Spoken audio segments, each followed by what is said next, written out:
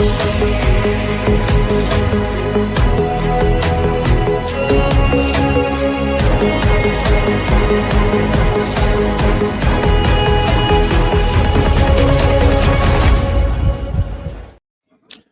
guys, welcome back to Chris Cowlin's YouTube channel, and this is the live watch along for the huge Bournemouth versus Tottenham Hotspur Premier League game. I'm Barnaby Slater. I host all of the watch alongs on Chris Cowlin's channel now, and we are also live on Facebook, X, and Twitch. Please do get involved. Send your comments in wherever they are, and they will come to me. And throughout this evening's game, and certainly at halftime and after the game, I will be answering as many of your questions as I possibly can. Before we get into the teams, make sure, if you're not already, do subscribe to Chris Cowlin's YouTube channel. That is at Chris Cowlin. Give this video a like as well. The more likes we get on this live watch along, the more Spurs fans will be able to see it, and then we can all engage with each other. Also, should tell you that after the game, straight after the game today, I will be talking to a number of Spurs fans from around the world on their feelings and thoughts about what we hope will be a Tottenham victory, and at last the start of some kind of consistency and momentum. But then at 11:10 p.m, Chris, who's at the ground, he's at the Vitality Stadium, he will be hosting his usual Spurs chat podcast after the game, about 10 past 11. And today he has on Josh Hughes, Gareth McGuinness, and Brian Daigle, the legend that is Brian Daigle. So make sure you keep tuned on Chris's YouTube channel for that. But let's get into the teams, ladies and gentlemen, and a few surprises from Ange Postecoglou, it's fair to say. Starting, of course, with Fraser Forster in goal. Let me know in the comments what you thought of Fraser Forster since he's come into the team. I've been pleasantly surprised by his form, I think it's fair to say. Archie Gray gets his first Premier League start for Tottenham Hotspur at right back. Pedro Porro is on the bench. He's being rested with Chelsea in mind on Saturday. Destiny Udogie does start at left back, and then it is the usual centre-half pairing of Ben Davies and Radu Dragusin. And I say usual, obviously usual when Mickey van der Ven and Christian Romero are out injured. But again, just like Fraser Forster, I've been very impressed the last couple of games with Ben Davies and Radu Dragusin's partnership. They give a good balance, and they both throw their bodies in the way. And Ben Davies in particular has been reading the game particularly well. So fingers crossed that continues. Then Yves Bissouma in the 6. As per usual, now that, what are we, heading towards the middle of Rodrigo Bentancur's, 7-match ban for what happened back in the summer. Then Pape Matar and James Maddison make up the rest of the midfield. And then in the forward line, Decky Kulusevski on one side, Brennan Johnson on the other, and Dominic Solanke does return from his illness that made him miss the Fulham game at the weekend.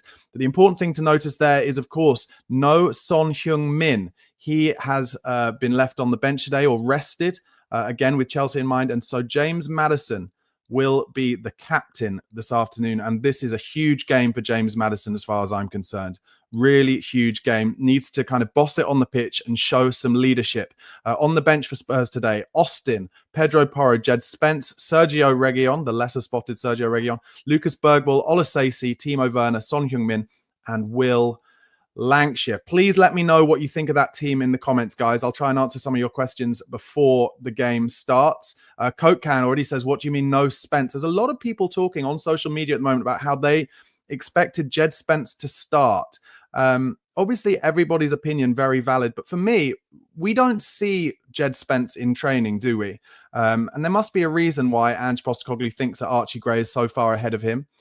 Even at right back, even though Archie Gray is a 6 or an 8 by trade. So I don't really know why people are kind of getting at Ange Postecoglou for not playing Jed Spence. Clearly, Jed Spence just isn't showing enough in training, but he's obviously shown enough to have been given that new contract just a few months ago. So be interesting to see whether he comes off the bench. Ange was quite... what's the right term when he was asked about Jed Spence this week? He was quite forthright, I think. He said, Jed Spence, might he play a few games this December as it gets busy and as our injuries continue? He said, yes, but will he play a run of games? He said, unlikely. He's not quite there yet, is what Big Ange Postecoglou said. Kokan just asking, he says, I can understand that, but why did we extend his contract? Well, just for what I said, really, I think they were impressed, from my opinion anyway, they were impressed with how he kind of changed his attitude in the summer. He thought he had a good preseason. And now, look, I don't get to see behind the curtain, but he's clearly just not pushing on enough to play as a regular squad rotation option for either Destiny Udogie or in his natural position replacing Pedro Porro. Phil C asking, is Spence on the naughty step again? To be honest, I don't have any reports of that, but you just don't know, do you? Should say the players in the tunnel at the moment. Spurs in their light blue away kit. It should give you the Bournemouth team. Kepa, Smith, Adam Smith, that is, who used to play at Spurs in his academy days. Zabani, Huijsen, Kirkes, Adams, Christie, Semenyo, Kleiber, Tavernier, and Evan Nilsson. And on the bench, Cook, Brooks, Utatara, Hill, Unal, Billing, Aarons, Travers, and Kinsey Wellings.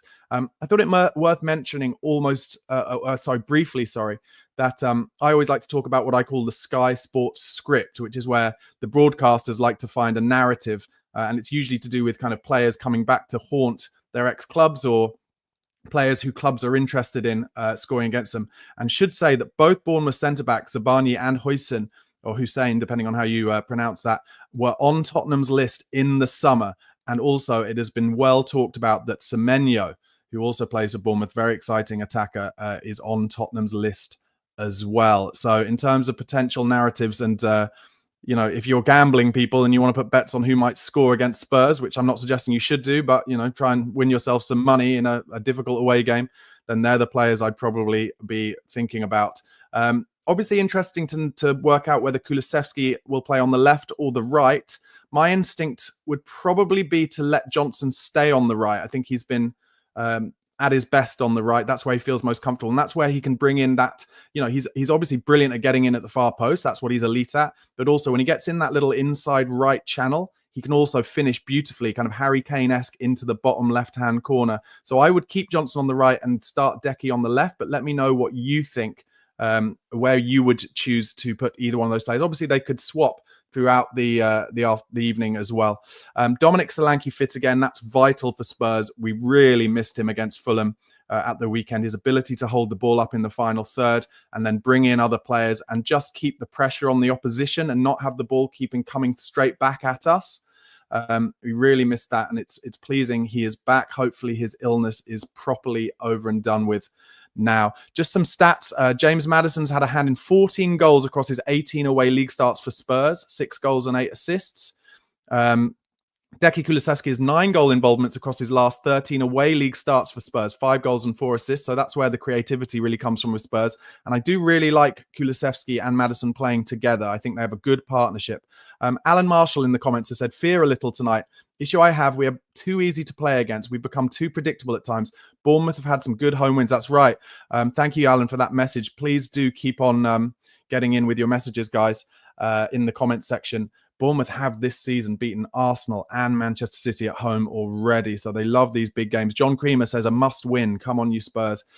Listen, it's not going to be easy by any means. It really isn't. Just some more stats. Each of our last 5 Premier League away wins have been to 0, including the 4-0 at the Etihad. However, we haven't won any of our last 14 when conceding on the road, drawn 5 and lost 9 since a 2-1 win at Crystal Palace in October 2023. Tough looking stats there. Bournemouth unbeaten in all 4 of their Premier League games played on Thursdays, 1-1, drawn 3. And Bournemouth have won 3 of their last 4 Premier League home games, although they did lose to Brighton 2-1 last time out. Obviously, this is a game on Amazon Prime, so I'm kind of hoping that the delay shouldn't be too bad. And if it is, it'll be Amazon's fault. So let's see how long the delay is. But Spurs are going to kick off. Obviously, the Vitality Stadium, incredibly tight, small, atmospheric ground. But we got a win here last year, didn't we? Maddison scored that goal in one of the early games, one of the first 10 games of the season. And let's hope we can do something similar again. Once again, guys, please do give this video a like so as many people as possible can see it, and subscribe to Chris's channel. My YouTube handle is just there on the screen as well, at Barnaby Slater _. And yeah, let's get going. Obviously the clock hasn't started. Very classic start. So let's see how we can get that started.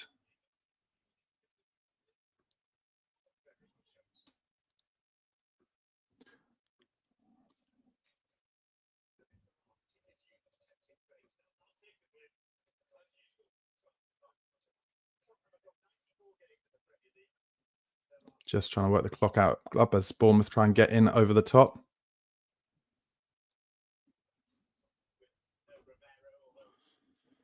Okay, and now we're level with the clock. Don't know really what happened there, but hopefully it's all sorted itself out now as Bournemouth get the midfield down and win, get the ball down the midfield and win a free kick. Pape Matar with the foul. Radu Dragusin with a good interception there, and Spurs trying to play out from the back as it comes to Brennan Johnson just in the inside left, and Deki Kulusevski chasing Hussein, and Dominic Solanke chasing the keeper there, but Kepa comes out and clears easily. Tottenham win the long kick, and Ibasuma coming through midfield now gives it into Kulusevski. This has been quite a bright start from Spurs, actually. Brennan Johnson just gives the ball away, but it comes back to him. Oh, and a little nutmeg from Deki Kulusevski finds Ibasuma. Lovely stuff. Give it easy now, Eve. Give it easy. Give it easy, and he does. He turns back and gives it to Ben Davies. He was looking for an option out on the right, but didn't find one. Ben Davies down the line. Beautiful. Udogie now. It was Johnson who found Udogie. Udogie driving into the box, but just a heavy touch from Destiny Udogie, and it's cleared for a throw-in. But a bright start from Spurs, all things considered. Let me know in the comments, guys, if I'm delayed, because if I'm not on a delay compared to you, look at the clock, 1 minute 53. Let me know, and if I'm not delayed, then I will answer your comments as we go.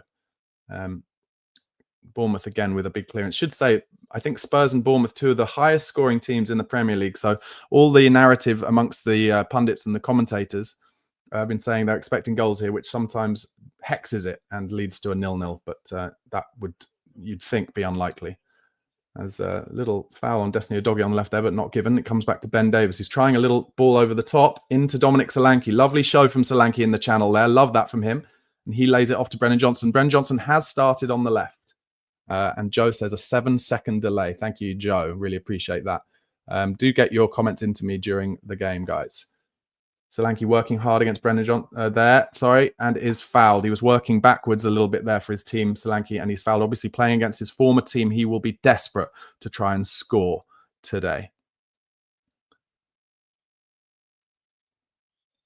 Just the elite pressing and back to goal work that Dominic Solanke does really adds something to this Spurs side. Archie Gray gets his first touch now in central midfield, playing as the inverted right back. Does look very comfortable in midfield. Ibasuma now on the ball, finds Johnson out on the left. For me, Johnson never quite as comfortable on the left, but he finds Maddison.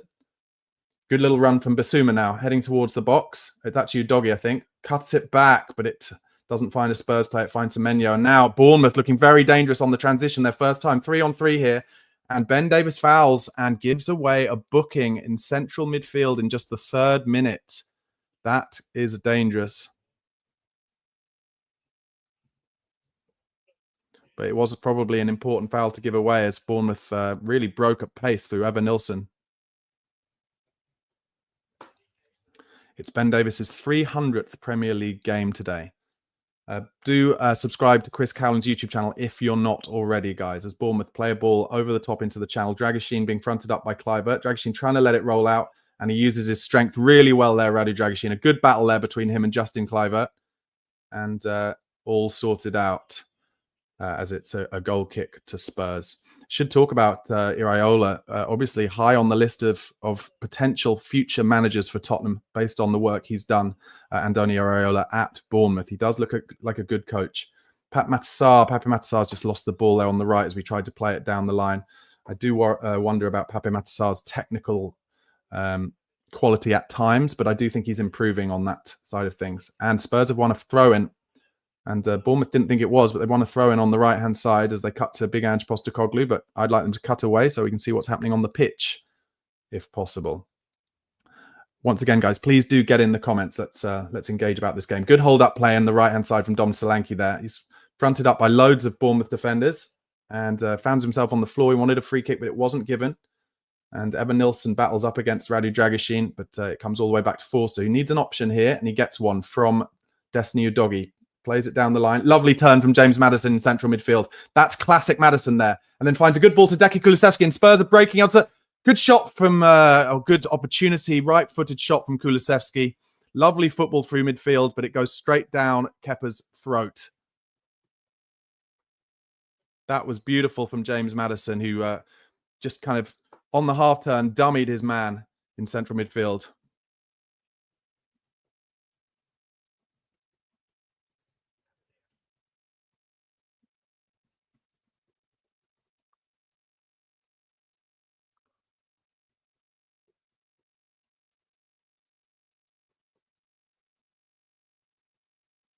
And when Spurs have lost the ball in midfield there, and that was lazy, I'd say, pretty poor. Oh, and then Yves Bissouma slipped over. Semenya comes through midfield and finds his way out, finds the ball out to the left-hand flank. They try to get an early ball in, but it's picked up by James Maddison. He turns nicely and finds Destiny Udogie. There's a lot of space on this pitch, a lot of space. I wouldn't say at the moment that Bournemouth are trying to kind of play the way that a lot of teams come or play against Spurs, which is 5 at the back or anything. No, it's a very open game. And I think Spurs so far anyway look like they've got a bit more legs than they did against Fulham as Bissouma comes in through midfield and finds Udogie out on the left flank. Chance for him to get the ball in the box. He finds Decky Kulusevski, who takes it to the byline, cuts it back, but Sarr needs to be a little bit more on his toes there because Sarr had an opportunity there if he'd just been on his toes rather than on the heels of his feet to possibly get a shot on goal. But good play from Spurs down the left in the 6th minute.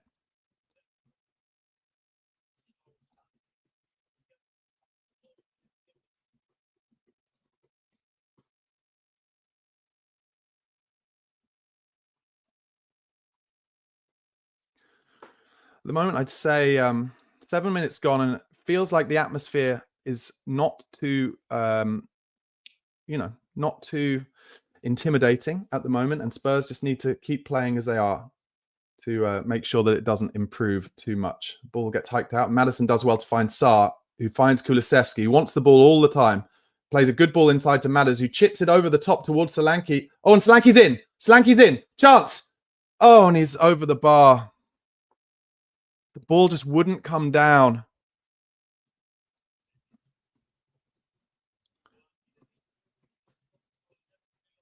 It was a mistake, I think, from Huijsen. It doesn't quite come down, and in the end, Huijsen does enough. And actually, if Solanke had taken another touch, he might have got a penalty.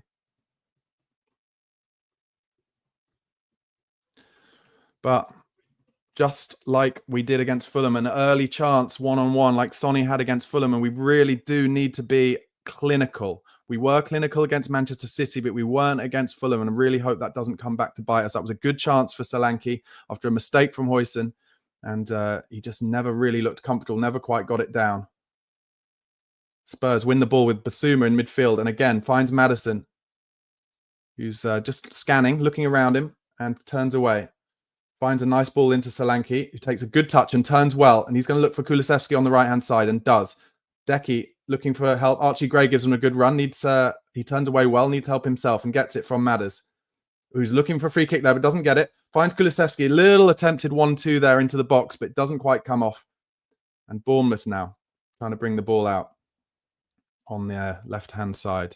Guys, do please get your comments in as you're watching this game and the watch-along. Let's talk about what we think about how the game's going tactically, how we think Spurs have set up, and yeah, it's been a good start to this game. Bissouma working hard in central midfield and puts in a good tackle on the left-hand side. Goes off for a throw-in.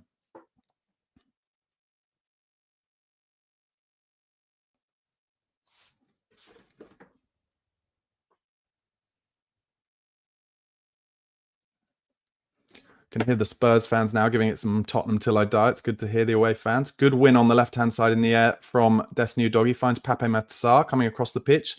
Gives it to Archie Gray. Has to go back to Forster. He might want to dink this Forster, but he doesn't. He gives the ball out to Archie Gray. He's in a bit of trouble here, Archie Gray. Needs to turn away, and he wins a throw-in. Good composure there from the young Leeds graduate, who still only 18 years old.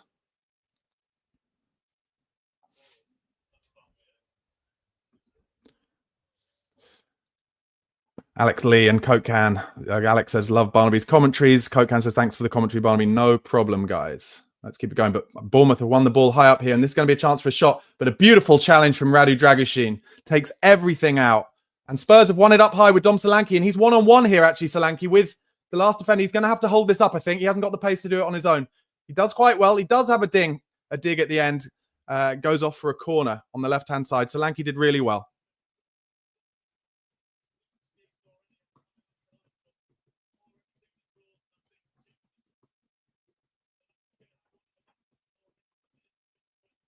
It's another mistake from the Bournemouth centre-halves, but in the end, Huijsen gets back, and Solanke was up against 2 defenders there and does well to get his left foot shot out, but easily blocked. Brennan Johnson was trying to give him options, but this is Spurs' first corner of the game.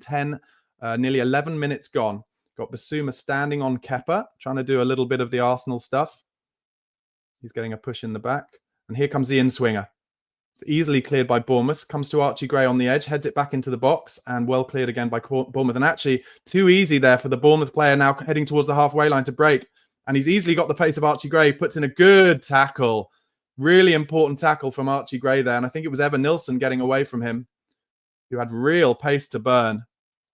And Archie Gray did brilliantly, and Spurs win it back. Ben Davies gives it, just trying to play it down the left now. But this is quite end-to-end, this game. And again, Dragusin does really well there, but the ref gives that as a free kick. I didn't think that was, but Bournemouth win a free kick halfway into Tottenham's half there, with Radu Dragusin just trying to snap into, stop the ball coming into the striker for being held up.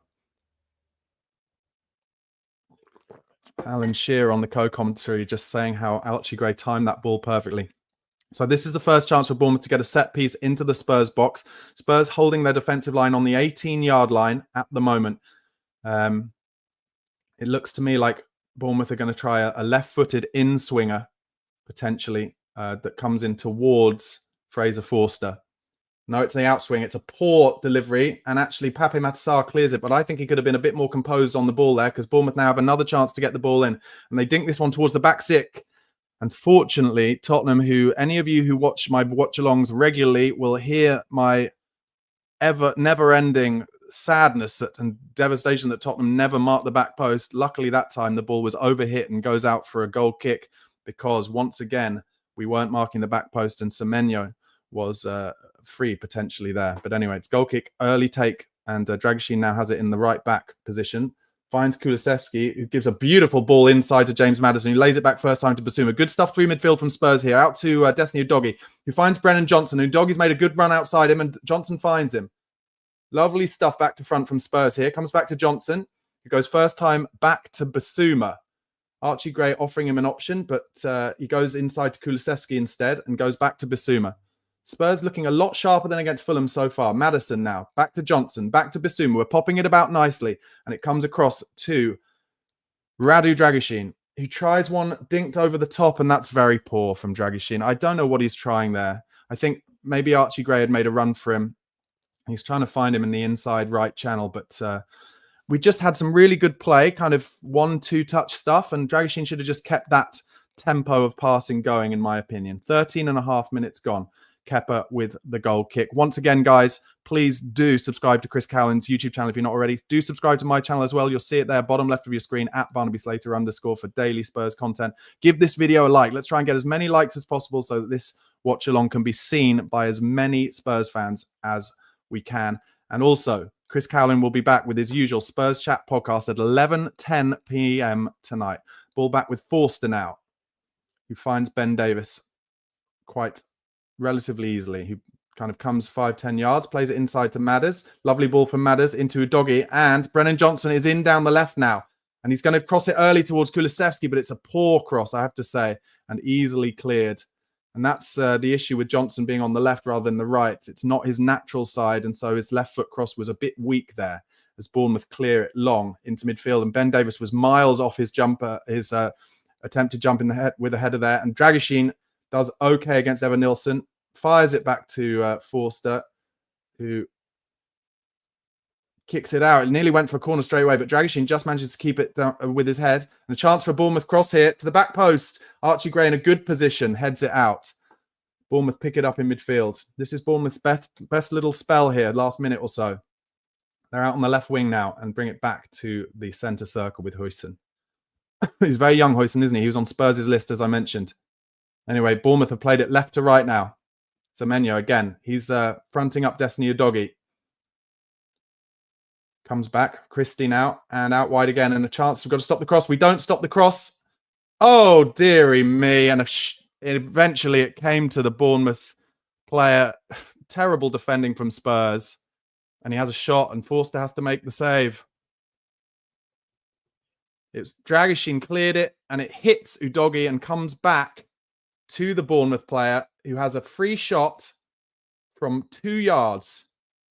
And Forster blocks it.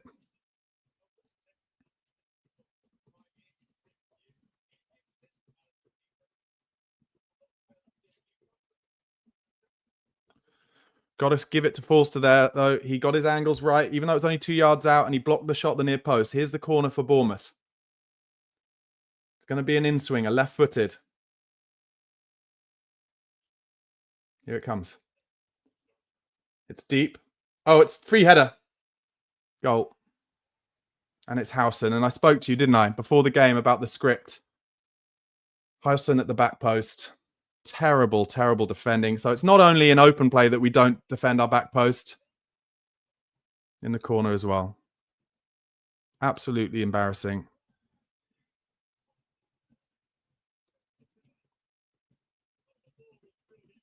It comes right over the back of Fraser Forster. Howson makes the run from just by the penalty spot. Nobody follows him. Just terrible defending. No marking. Nobody was trying to mark him. Dragoshin's absolutely nowhere. And it's a free header at the back post. Easy. And Spurs, who've started this game well, have allowed Bournemouth to get the first goal.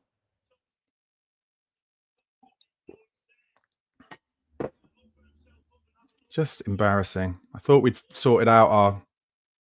I honestly thought we'd sorted out our set-piece defending, and that's awful. Coke cans, a shocking defending.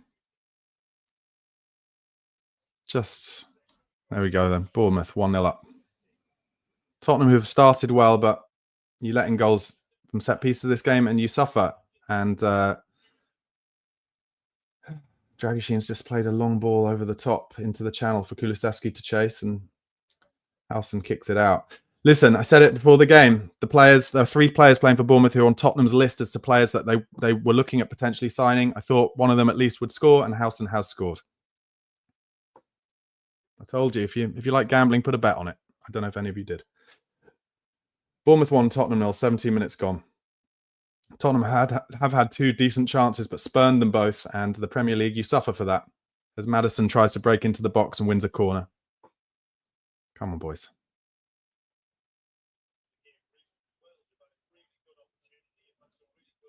Kulusevski is going to bend this one in. Yeah, just embarrassing. And also, it shouldn't have been a corner in the first place. A shocking pass back to Forster. Get too much pace on it. He slices out. Here's a... Oh, the tell you what, the corner wasn't too bad. And it was Solanke made a near post run. Gets his head on it and it goes wide. Yeah, it was just the angle was too difficult for Solanke there. Dearing me, Tottenham at the moment. I mean, I have to say, a lot of people, maybe including myself to some degree, did talk before the season like, well, we want this to be a season where we win a trophy. And we wouldn't, and lots of people saying they wouldn't care how we did in the league if we won a trophy. Well, we're still in the cup competitions, but the league at the moment looking very average as Basuma breaks down the right. Lovely ball back to Kulusevski. He's in a good position here, Decky, and he tries to bend it into the far corner, but it's wide.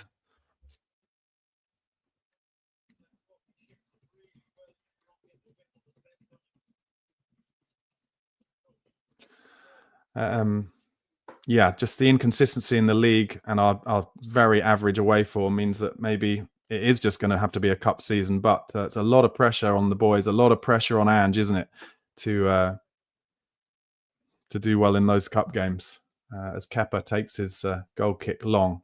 All I can hope is that Bournemouth going ahead has come too early for them, but who knows? Kulusevski gets the ball back in central midfield, turns beautifully. He's started the game really well, Kulusevski, and finds Archie Gray on the right-hand side.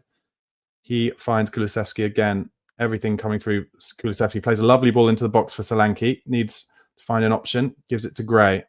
Gray, I guess, because Solanke was out of the box there. Didn't get the cross in, and Spurs just playing it around on the right-hand side here. I do think Tottenham have started okay, but listen, if we're going to give away stupid goals from set pieces, then there's really no point. Archie Gray just running down a bit of a blind alley there. Gives it to Basuma, who nearly lost the ball in central midfield, but actually does well. And needs an option now as he breaks forward. Oh, he tried to find the wide forward, but it wasn't a percentage ball, to be honest. And now Basuma's going to get booked, I would have thought, but play on for Bournemouth, and he'd probably get called back for booking. Now Bournemouth running at the Spurs back line. Oh, bad ball on the edge here, and it comes to Tavernier. Plays a good ball to the back. And it's gone out for a goal kick. Be interesting to see if Basuma gets called back for a booking here. Oh, and he does. Books Basuma.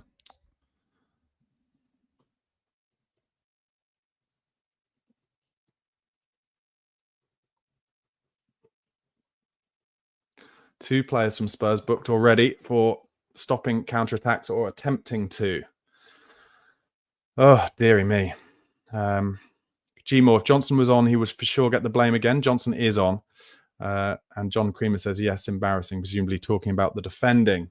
Forster now with his goal kick goes to Dragoshin, who I think Bournemouth are quite happy to press as he tries to play it down the line to Kulusevski, holds it up beautifully, Decky, and plays it across to Udogie. Decky has started this game really well, I have to say. Udogie finds Johnson, who's got to hold it up, and doesn't. And now Bournemouth have space in central midfield and find it out wide again to Semenyo, who takes a heavy touch, and Udogie gets it back. Johnson, again, this time does at least win a throw-in, but he doesn't look brilliant on the left, trying to hold the ball up, Brennan Johnson. And I need more from Pape Matar in central midfield. He's on the ball now, needs to be good with his technique here, and isn't. Kicks the ball straight out.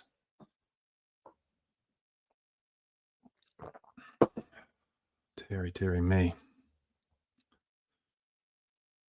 A bleak start to this game from Spurs. We all talked, didn't we, in the week about not having a good feeling about this game. There's just a lot of space in Bournemouth central midfield. Sarr does well there to get his foot in. That is what he is good at, getting his foot in and breaking up the play. As the ball comes back to Kepa, Solanke presses him and he goes long into central midfield, and it comes all the way through to Archie Gray. 22 minutes gone. Gray to Dragoshin.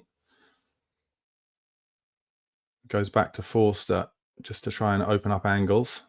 He comes back to Dragoshin, and that is the player that they're happy to press, as he then dinks it into midfield over the top. And Bournemouth very happy to just clear their lines pretty regularly today, Bournemouth. Maybe they feel pretty strongly that Spurs not great at winning the first and second balls. 23 minutes gone. Bournemouth 1, Spurs 0. Goal coming from a corner, which we totally decided not to mark the back post, as Dragoshin again has to play it into the inside right channel, and Tottenham win some possession as it's a throw-in. Archie Gray will take it. Basuma gives him the small option, plays it down the line to Sarr, who loses it again, and then gives away a foul twice. Gives away 2 fouls within the space of 2 seconds. Pape Matar there, and James Maddison in his role as captain, trying to get in the referee's ear a bit, but they were fouls, and Sarr just, yeah. Anyway, let's see what happens. I don't know. A lot of this, of course, is about camera angles, but I really feel like Sarr is better on the pitches that are a bit bigger. It's the ball's played over the top of Dragoshin and skids off the soaking surface because it's a very wet and windy night in Bournemouth. Goes off for a goal kick. They're just showing Housen there, who just had an absolute free run, and the ball comes straight to his head, and a free header, and it's easy for that goal. Just embarrassing, really embarrassing. And then they do a stupid celebration as Forster plays it to Dragoshin, who gives it to Gray. Difficult ball. Gray does well under pressure there, and then Dragoshin has to go long anyway. Sarr flicks it on, and actually we end up winning a throw in there. He's given it the wrong way there, the linesman. He's given it the wrong way there, the linesman. He couldn't see that. He's absolutely got that wrong, and it's a Bournemouth throw, and it shouldn't be. Everything going against Spurs at the moment, but you are the makers of your own destiny, Tottenham, and that defending for that corner was just so woeful. Why don't we ever score from corners? Why don't we ever put good deliveries in and then, put some pressure on the opposition to defend well? Instead, just never, ever defending our back post at any point, as Kulusevski wins the ball and then quickly gives it away in midfield. And Bournemouth do well there, but Basuma gets an important foot in. It comes to Udogie on the left-hand side, cuts inside, and finds Basuma again. Just do it easy here, Bis. Instead, he goes for the dink over the top, and because of the wind, it just holds up. But Kulusevski does really well against the fullback there. He goes out for a throw. Kulusevski takes it early, and it comes into the box. It's a good little battle between Kulusevski and the fullback there. Archie Gray's wrong side. And well played by Yves Bissouma, winning the ball back. And Spurs now in a good position, but a terrible touch from Maddison. And actually, it's Destiny Udogie who helps him out there, and Maddison gets the ball back. And then that's a foul, and that should be a booking too. He's booked 2 Spurs players, and he should be booking this Bournemouth player for this. And he hasn't. He's so late, and he's so high. How is that not a booking? He's just kicked his knee.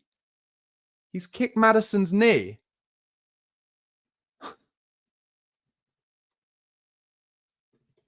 Deary me.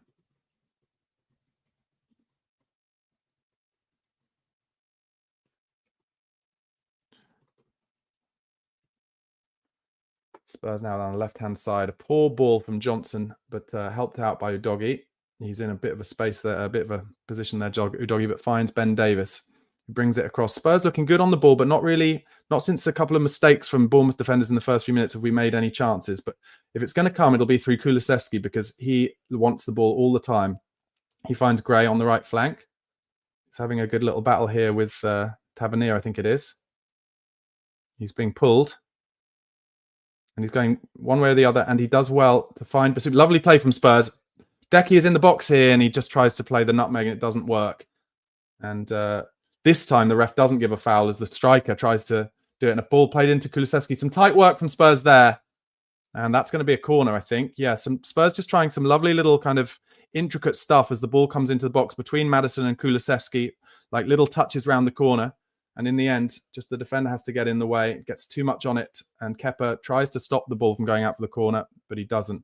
Now, this is what I'm talking about. We conceded from a corner. Let's be better from corners ourselves. Good delivery, attack the ball. Problem is, we don't have many big men, do we? Only Solanke and Dragusin, really. Ben Davies is half decent in the air, but not exactly a huge aerial threat. Brennan Johnson's in there. You wouldn't back him, really. Pape Matar Sarr. Here comes the in-swinger. Easily cleared by the Bournemouth number 20. And Spurs, it comes out all the way back to Udogie, who plays a first-time ball out to Pape Matar Sarr on the right-hand side, and he keeps it, gives it inside to Dragusin, who finds Udogie, and we're back on the halfway line. Bissouma to Sarr, back to Bissouma, back to Sarr, going nowhere at the moment, but finds Ben Davies, just trying to open out angles at the moment. Madder's trying to get the ball in the quarterback role, but it comes to Sarr. Bissouma runs away from him, and Archie Gray is the option. Out to Kulusevski, takes it on the half turn, comes inside, looking for an option, finds Madders in space. Madders who finds it, Bissouma. Spurs moving them about nicely here. Ball into Kulusevski outside the box. Tries to put Solanke in. It was a good effort from Kulusevski, but easily cleared. And this is where Bournemouth are really, really dangerous on the transition. And they're running now. Evan Nilsson running at Dragusin on the left-hand side. Going to look to get a big cross in. Oh, it's a great ball into Semenyo on the edge of the box. Really dangerous area for him. He's going to have a free shot, and it's well blocked. And that's a throw-in on the left side, blocked by Ben Davies. Good stuff on the transition from Bournemouth.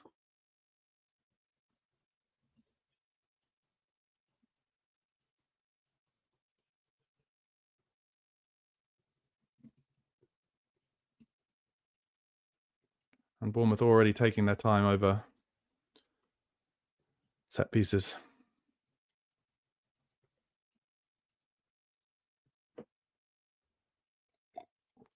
Throw-in comes back to the thrower. As most teams do against us, just looking ways to get crosses in the box really here. And they come down to the byline here, Bournemouth, and they get a big cross into the box. And it's Dragusin who has to deal with it, but it looks like the ball has gone out, and it has. So it's a goal kick to Spurs. Let's have a look what you guys are saying in the comments. Oh, we've taken the goal kick quickly, actually. Bissouma driving out from the 6 roll. Plays a nice ball into Brennan Johnson, who deals with that quite nicely and finds Bissouma back. I enjoyed that from Johnson. That was the best bit of play he's done so far, just kind of holding the ball and finding someone else, as Archie Gray finds Kulusevski on the right-hand side. I do miss Kulusevski in the middle at the moment, but he is, he's taking up some good positions from the right. 30 minutes gone. Spurs, other than the two... what has happened there? Ben Davies just with a dodgy ball across the centre circle, but Archie Gray helps him out and finds James Maddison. James Maddison into Solanke, but that was easily snatched in front of him. And now Bournemouth again running at the Spurs backline with Evan Nilsson, who's beaten Dragusin. Oh, and plays the through ball. It's a goal. Is it offside? It is offside. Tavernier.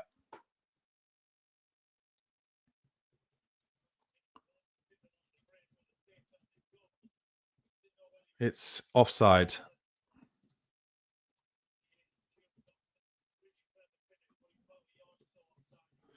And I've said it all game. That is where Bournemouth, that's how they're playing. They're sitting back, looking to nick the ball ahead of us and then hitting us with real pace on the break. And very happy when a ball comes into the back line to just clear it out. Very often, just clear it out. 2 balls on the pitch at the moment. Oh, and already the Bournemouth players wasting time. Deary me. 31 minutes gone. Tottenham, they look kind of okay, but not really making any chances. So the ball comes to Solanke down the line, and Bournemouth easily win that and then hike it out for a throw-in. Tottenham at the moment, I'd say very 6 out of 10. Very, very 6 out of 10. Throw-in on the right. Just in the comments here. Thomas Alexander B says, we're shockingly bad. Who said we're a stronger team this season than last season? Was that and the numbers say differently? Martin 8 says, man, this is horrid football. Michelle House, where's the match on? It's on Amazon Prime. Gary Clark, let's face it, we're effed. Mid-table, that's all we are, unless big money is spent. Sick of watching shambolic football. John Cream says, we can't afford to get a player sent off tonight. Barnaby, we're 1-0. Stop whinging and support. Listen, it's just, it's just not great, is it? I mean, let's not lie about it. Spurs started the game relatively sharply, I'd say. But the only chances we've made have been big mistakes from the Bournemouth centre-backs. And I think if you're a Bournemouth fan, player, or the manager at the moment, you're pretty comfortable, aren't you? We're winning a lot of the first and second balls. Kulusevski, I thought, fouled the Bournemouth player there, but Maddison tries the through ball too quickly to Solanke. And that's easily defended. And he finds his wide man. But Destiny Udogie wins it well. Keep going, Destiny, and that's a foul. Oh, my God. And the ref hasn't given it. Oh, my God. It's going to be one of those nights. It's going to be one of those nights. Just a little bit of a lack of intensity from Spurs. I mean, Maddison does give away a free kick, and this time the ref does give the foul. I don't know. I feel like we're relatively intense with the press, but not intense when we have the ball. A little bit, again, a lack of that kind of player is really going to take the bull by the horns and make the decision himself to really change things here. That's what we need from a Tottenham player in this game. Kepa kicks it long. He slips a little bit, but gets it up to the central midfield. Sarr wins it well into Kulusevski, who turns. Kulusevski at the moment, really the only player happy to turn. No! They've just given a free kick against Sarr down the right-hand side, and it never, ever was. He's just chasing the ball with the fullback, and the fullback dives to the floor. Deary me. Oh, my God. They've shown the replay. There's absolutely nothing in it. The refs just everything going to Bournemouth at the moment. I have to say, I know this is, because you support a team, you're going to think it's biased against you, but really, so far, everything has just gone one way. Shots, 5 to Spurs, 3 to Bournemouth, 2 on target for Bournemouth, 1 to Spurs. Yeah, that's in keeping. We haven't troubled the keeper at all so far. And this game already getting towards half-time. Archie Gray, they're going for a header and doesn't get anything on it.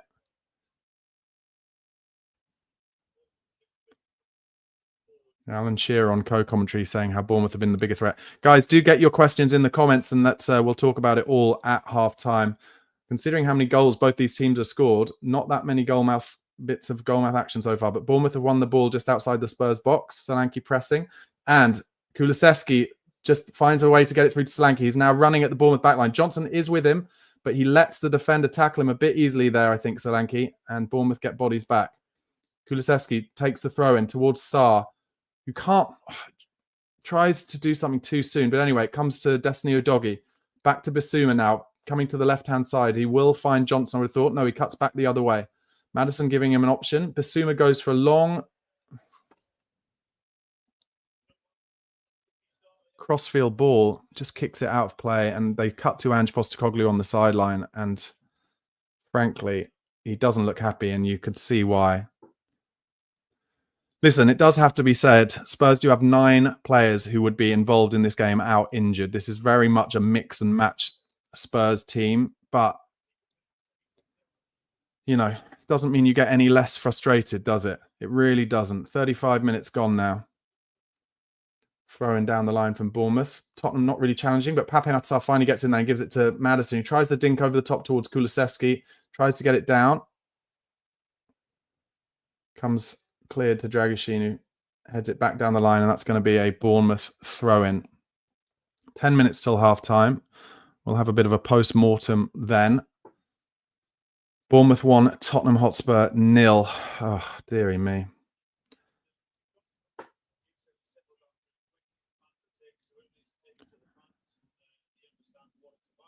Just showing Iraola on the bench. Alan Shearer on co-commentary, giving him the big up. Bournemouth, yeah, they've been pretty pragmatic today. Anyway, breaks to Maddison outside the box. Tries to play a difficult ball, but it breaks back to him, and he's got no options on the left, unfortunately. Has to come back right again. Turns again, and has to go back to Archie Gray. Bournemouth got bodies back very quickly there. Comes to Sarr. He's going to try a cross. Terrible. Goes out for a throw-in at the other side.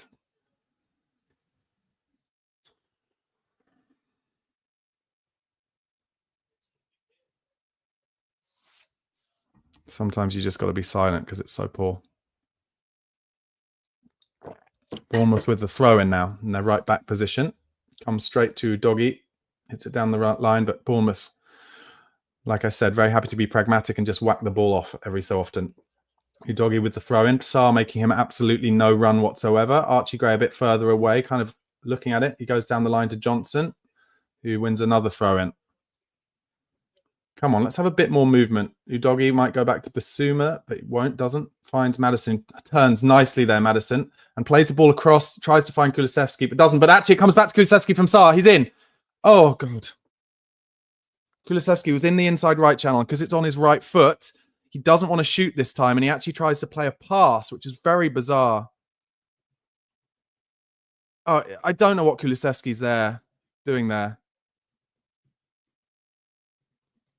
Because the pass wasn't even on. Anyway, it's a corner to Spurs. Comes in. It's a deep one. Cleared again easily from Huijsen.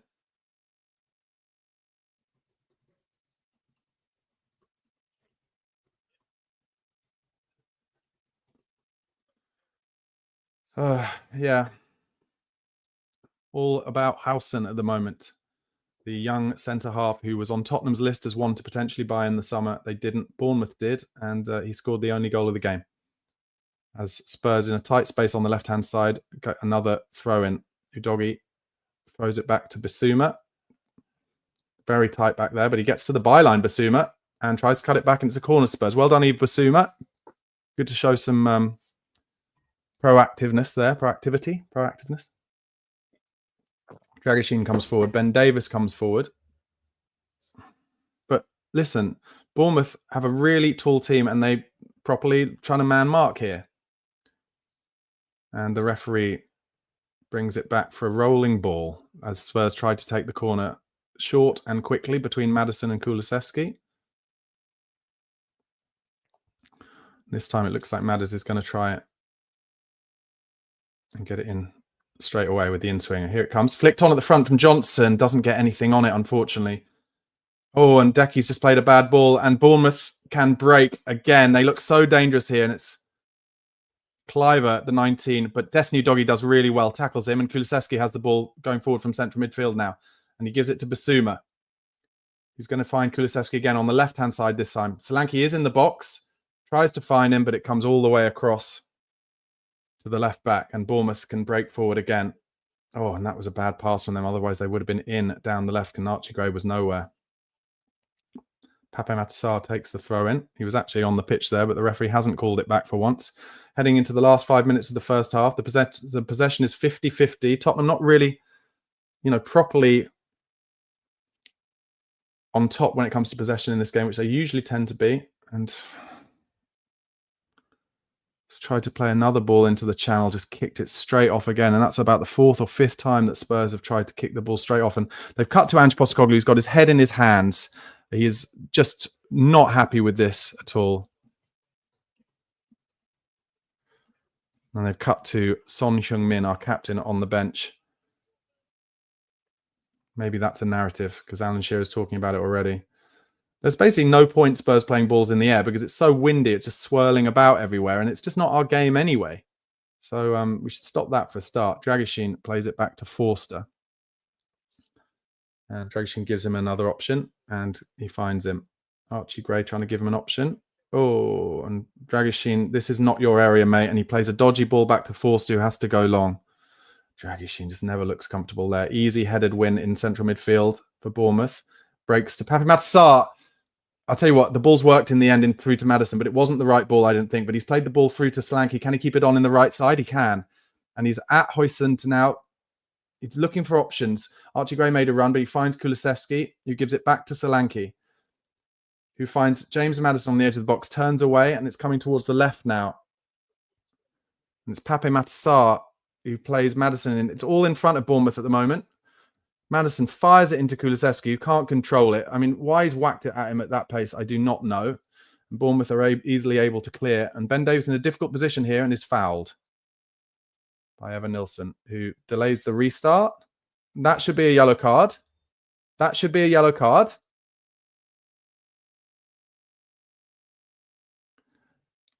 Oh, Bissouma. Oh, my God.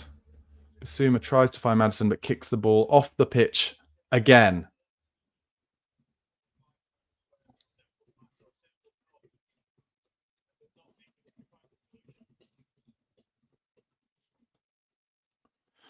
All Spurs' stuff in the final third is when Bournemouth have their players back and it's all in front of them, and they will be more than happy with that. That continues all game. Bournemouth will win this match, and Tottenham fans will be calling for Ange's head again as Bournemouth win the ball with Semenyo again. And now they're in down the left here, and they've got 2-on-1 down the left here. Tavernier's going to have a dig, actually, and it's well blocked by Archie Gray and comes to Kulusevski. Really important block by Gray there. Kulusevski running down the line. Won't have the pace for this, but he does have the strength to hold it up. It's in central midfield now and keeps going, Kulusevski. No, and then plays a paradise ball. That's just not on. But Sarr wins it back. But no second ball one there. Kulusevski did so much hard work there. Why is the referee not just given a foul on Ben Davies? He just got tripped up and now Bournemouth are in. What is this referee doing? I can't believe that. Yeah. Yes, exactly. Alan Shearer saying if he didn't trip him, why else would he go down? The ball was going over the top, so Bournemouth would be through. And Ben Davies gets tripped up, and the ref doesn't give it. Oh, Howson just over heavy touch, but just finds the fullback. They're in down the left again here. They're to the byline here, Bournemouth. Oh, and a huge save from Fraser Forster. They whacked it across the box, got the first header on it, and it's a big save from Forster to his left. Spurs just wilting at the moment.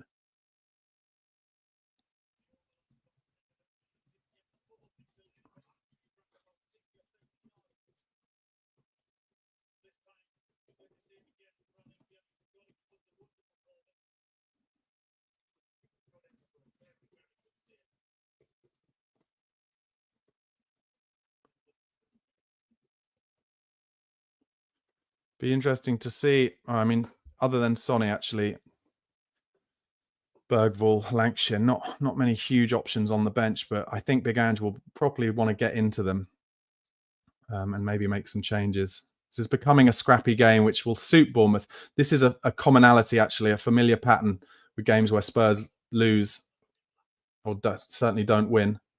Oh, good stuff from Solanke there. Oh, just an important touch, gets it back to Kepa. But in games that Spurs don't win or lose, the opposition happy to make it very scrappy and bitty and win the first and second balls and play it long and just get in our faces. And that's what's happening at the moment. I have to say, a bit of an embarrassing first half for Spurs so far. Kepa kicks it long. Davis wins the header. Bissouma takes it on the half turn, flicks it around the corner to Johnson, who finds Bissouma again. Inside to James Maddison, who there just wasn't enough on the pass, and he loses it too easily in central midfield. I don't think personally that was Maddison's fault. I think that was just not enough on the pass. He got caught out, but Tottenham do have to do better. As again, Bournemouth not afraid to just whack it over the top into the channels. I think they've got the wind with them this half, to be honest. Semenyo on the right-hand side, fronting up Udogi and forced to go backwards. Bournemouth looking very comfortable right now. 1 added minute and we're into it already. So at this point, with Bournemouth kind of coming forward, Spurs just have to make sure we don't concede again. But instead, they let Bournemouth down to the byline, cuts it back, but Ben Davies blocks it. And Udogie finds Ben Davies down the line. Good stuff from Maddison and Johnson in midfield. And Johnson gets away from midfield there, but he's got no option. Oh, and plays just horrible pass to Pape Matar. He finds it down the line. Kulusevski does well, finds Archie Gray. Is there time here for Spurs to have an attack? Because there's literally 1 second left of this half. Archie Gray's going to have to do something there, but no one's giving him an option. Maddison's too close to him, and they tackle each other. And he blows up for half-time because Spurs are fucking slow. Useless. Embarrassing. Honestly, what happened with that attack into the last minute of added time there summed up Tottenham Hotspur's performance in that first half. Average and slow and not aware of what's going on in the game. So poor. So poor. We had a chance to get one more attack going, one more shot off, and they just piss around with it. Bournemouth 1, Tottenham Hotspur 0 at half-time. Really not a lot to write home about, to say the very, very least. Just really, really embarrassing, I have to say. Deary me. Sorry, I'm just trying to sort out the clock and it's not letting me for some reason.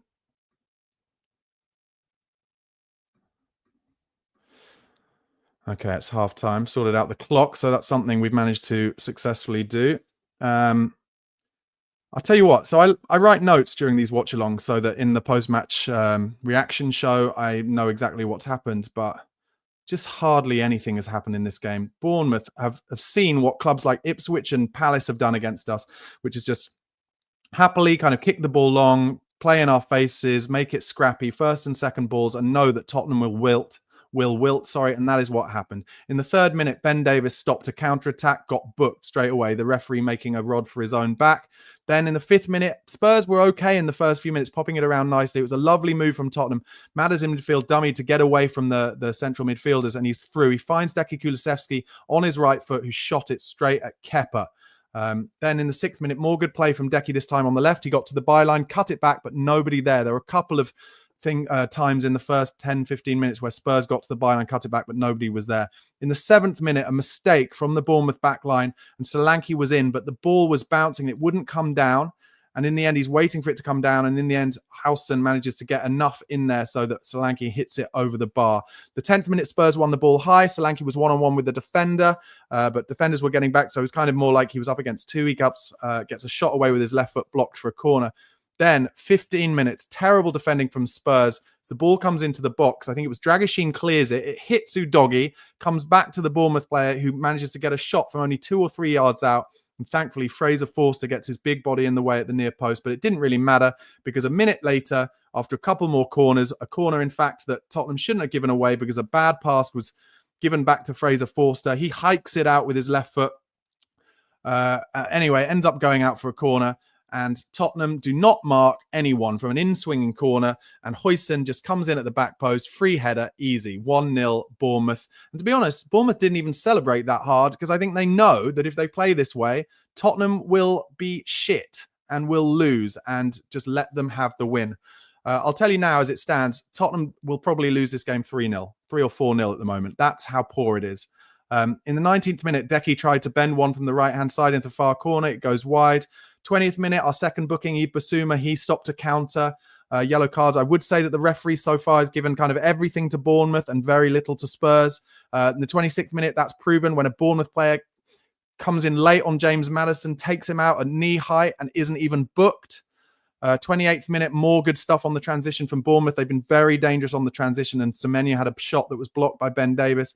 30th minute looked like it was 2-0 to Bournemouth, but their second goal was disallowed for offside. He was about a yard off. Then a big chance for Decky Kulusevski, 37th minute. He's in the inside right position, and I think he should shoot on his right foot, but because he did earlier in the game and didn't get much behind it, this time he tries to play a pass across to Brennan Johnson, who wasn't even there, and the pass is blocked out for a corner. Of course, Spurs do nothing from the attacking corner because we're woeful from it. In the 40th minute, Amazon Prime cut to Ange Postecoglou on the subs bench, and he's got his head in his hands, and he just doesn't understand what is happening with this Spurs team tonight, because there's no desire, there's no tempo, there's no pace to it. It's horrible. 41st minute, I've made a note because it was about the 6th or 7th time that Spurs, trying to find a pass, just played the ball straight out of play. And then in the 43rd minute, an absolutely huge save from Forster. Bournemouth got in down the left too easily, got to the byline, whacked the ball across the box, good header, and Forster gets a big hand to it to his left. And that was the first half, ladies and gentlemen. And they've got Les Ferdinand and they've got Jermaine Defoe in the punditry on the side of the pitch. And frankly, they all look like that Spurs just playing awfully. Jack Lagros, I'm just going to get into the comments, guys. Thank you so much for sending in your comments. Once again, as ever, even though this is depressing at the moment, please do give this video a like. Please do press subscribe to Chris Cowlin's YouTube channel. Also, subscribe to me at Barnaby Slater _ for daily Tottenham content. And as we get closer to the transfer window opening in less than a month, I will be doing regular transfer shows as well. But let's get into the comments. Stuart Dack, my 11-year-old son would bring more to this team than Johnson. He's rubbish. Well, listen, Johnson is on the wrong side, though, isn't he? Johnson does all his best work on the right, and he's on the wrong side. I would definitely switch them around at the moment. I would switch Kulusevski and Johnson around. Another commenter from South Korea says, Gray, Sarr, Johnson, championship level. Rock and Rowan says, what manager could do anything with this lot? Jack Legros says, we are an average club, sad but true. I mean, listen, what I would say is it is very frustrating at the moment, but we are in a rebuild. It's very difficult. So when you're on a rebuild and you have 9 players out injured, it's not as simple as you're an average club. You're in a club in a rebuild who don't have 9 of the players that would be involved in this match. And so, no, this isn't our first team. And so we are finding it difficult to find any rhythm. Ash Shah says, Bournemouth teaching Ange how to play Ange ball with average players. Well, Ash, thank you for your comment, mate, but Bournemouth are not playing Ange ball, are they? They're playing long into the channels, just hiking it out all the time. They know, having watched Palace and Ipswich beat us by doing similar things, that it works. And Tottenham are pretty terrible at first and second balls, especially with this team out tonight. And they're winning a lot of those and making chances. Andy Alexander says, no trophy this season. No, we're not winning in Europe, and Tamworth have no worries in the FA Cup. Paul Lasky says, it's Levy, you idiots. You blaming Levy? I guess what you'd be saying, Paul, is that it's Levy's fault for not building the squad better so that we can deal with these 9 injuries. Maybe there's some truth in that, but also it's a painful rebuild that Pochettino asked for 5 years ago and Levy didn't do. So that's where I'd blame him. Peter Wong, Spurs are crap. Charles Preston, Basuma and Madsen stinking up the joint. Once again, both players must go. Peter Wong, Ange out. That's the first Ange out I've seen. Jack Legros, though, agreeing. Ange is totally responsible. He's the manager. Tenerpool, bang average. Tell me what is good going to happen. Dreamer forever. Ange is shite. Just admit it. Ash, again, we are not an elite club. We're not a top 6 club. We're only at the level of teams like Bournemouth, challenging mid-table teams only. Gary Jarvis, can't stand any more of this crap. Get Ange out. He's clueless. Please keep commenting, though, guys. How do you level that up with the 9 injuries, though? There are 9 injuries. We've had the most injuries in the Premier League all season. So you've got to level that up as well, guys. You do. You just do. Bournemouth aren't like a team of absolute rabbits. They've beaten Arsenal and Man City at home this season. And neither of those sides have had the injury crisis that we have. So yes, Spurs have been shite tonight. And I've said that. And I'll stick to it. And hopefully it'll improve. But you have to accept that there are 9 players who would be involved in this game. And they're not. Connor Bentley says you can't make excuses constantly. Well, you've got to at least reference it, haven't you? You've got to, haven't you? Paul Lasky says, even without the injuries, we wouldn't be challenging for the title. No, we wouldn't be challenging for the title. But I ask you, Paul, would we be better in this game? I think we probably would, don't you? Zabar Spurs says, Dragishin didn't follow runner from the corner. You can't coach that. Yeah, I have to say, I agree with you there. I thought Dragishin did lose his man very easily. It was far too simple. And what frustrates me most about that, I think that's the 3rd set piece we've conceded this season, so it's not as bad as last year. But what frustrates me about it is we're so weak from attacking set pieces as well. We don't cause anyone any trouble from attacking set pieces. Oh, Andy Alexander says, we're going to lose so many better players in the summer because who wants to play in this team? Okay, Andy, so who are we going to lose in the summer, do you think? Who's going to go? Linton Shutter says, thank you, Linton. Maybe I'll speak to you afterwards. Barnaby, your commentary is better than the Tottenham side on the pitch. Good job. I appreciate that. Thank you. But who cares about my commentary, frankly? JB Burns says, Spurs hammered City 4-0 away from home and didn't win for 3 games after is the most Spurs thing ever. Yeah, but tough game, isn't it? Tight ground, tough game against a team who aren't playing like Man City. They're not as, they're not trying to play the same type of football. The teams who come and play against us like that often get damaged by us. But the teams who set up to just kind of hack the ball away so that we can't get in behind them with breakaways or with pace, the teams know if they get bodies in between us and the goal, then we struggle to break teams down. And that's what Bournemouth have done pretty well. Jill Mole, thank you for writing in, says, well, another terrible first half performance. These players should be able to play better than this. Stuart Dack, we have 9 full internationals on the pitch. Doesn't look like it. That's probably true. I mean, that's probably true. But have they, all I can say is they're not the Tottenham first team. So they've not played together regularly. So this feels like more of a Carabao Cup side, doesn't it? And how do we do in the Carabao Cup mostly? Remember Coventry? Really badly when we have those mix and match sides. How do we do at Galatasaray when we have a mix and match side? Pretty badly. John Creamer, injuries, yes, but these players are just not performing. I agree with that. I'm just giving a caveat.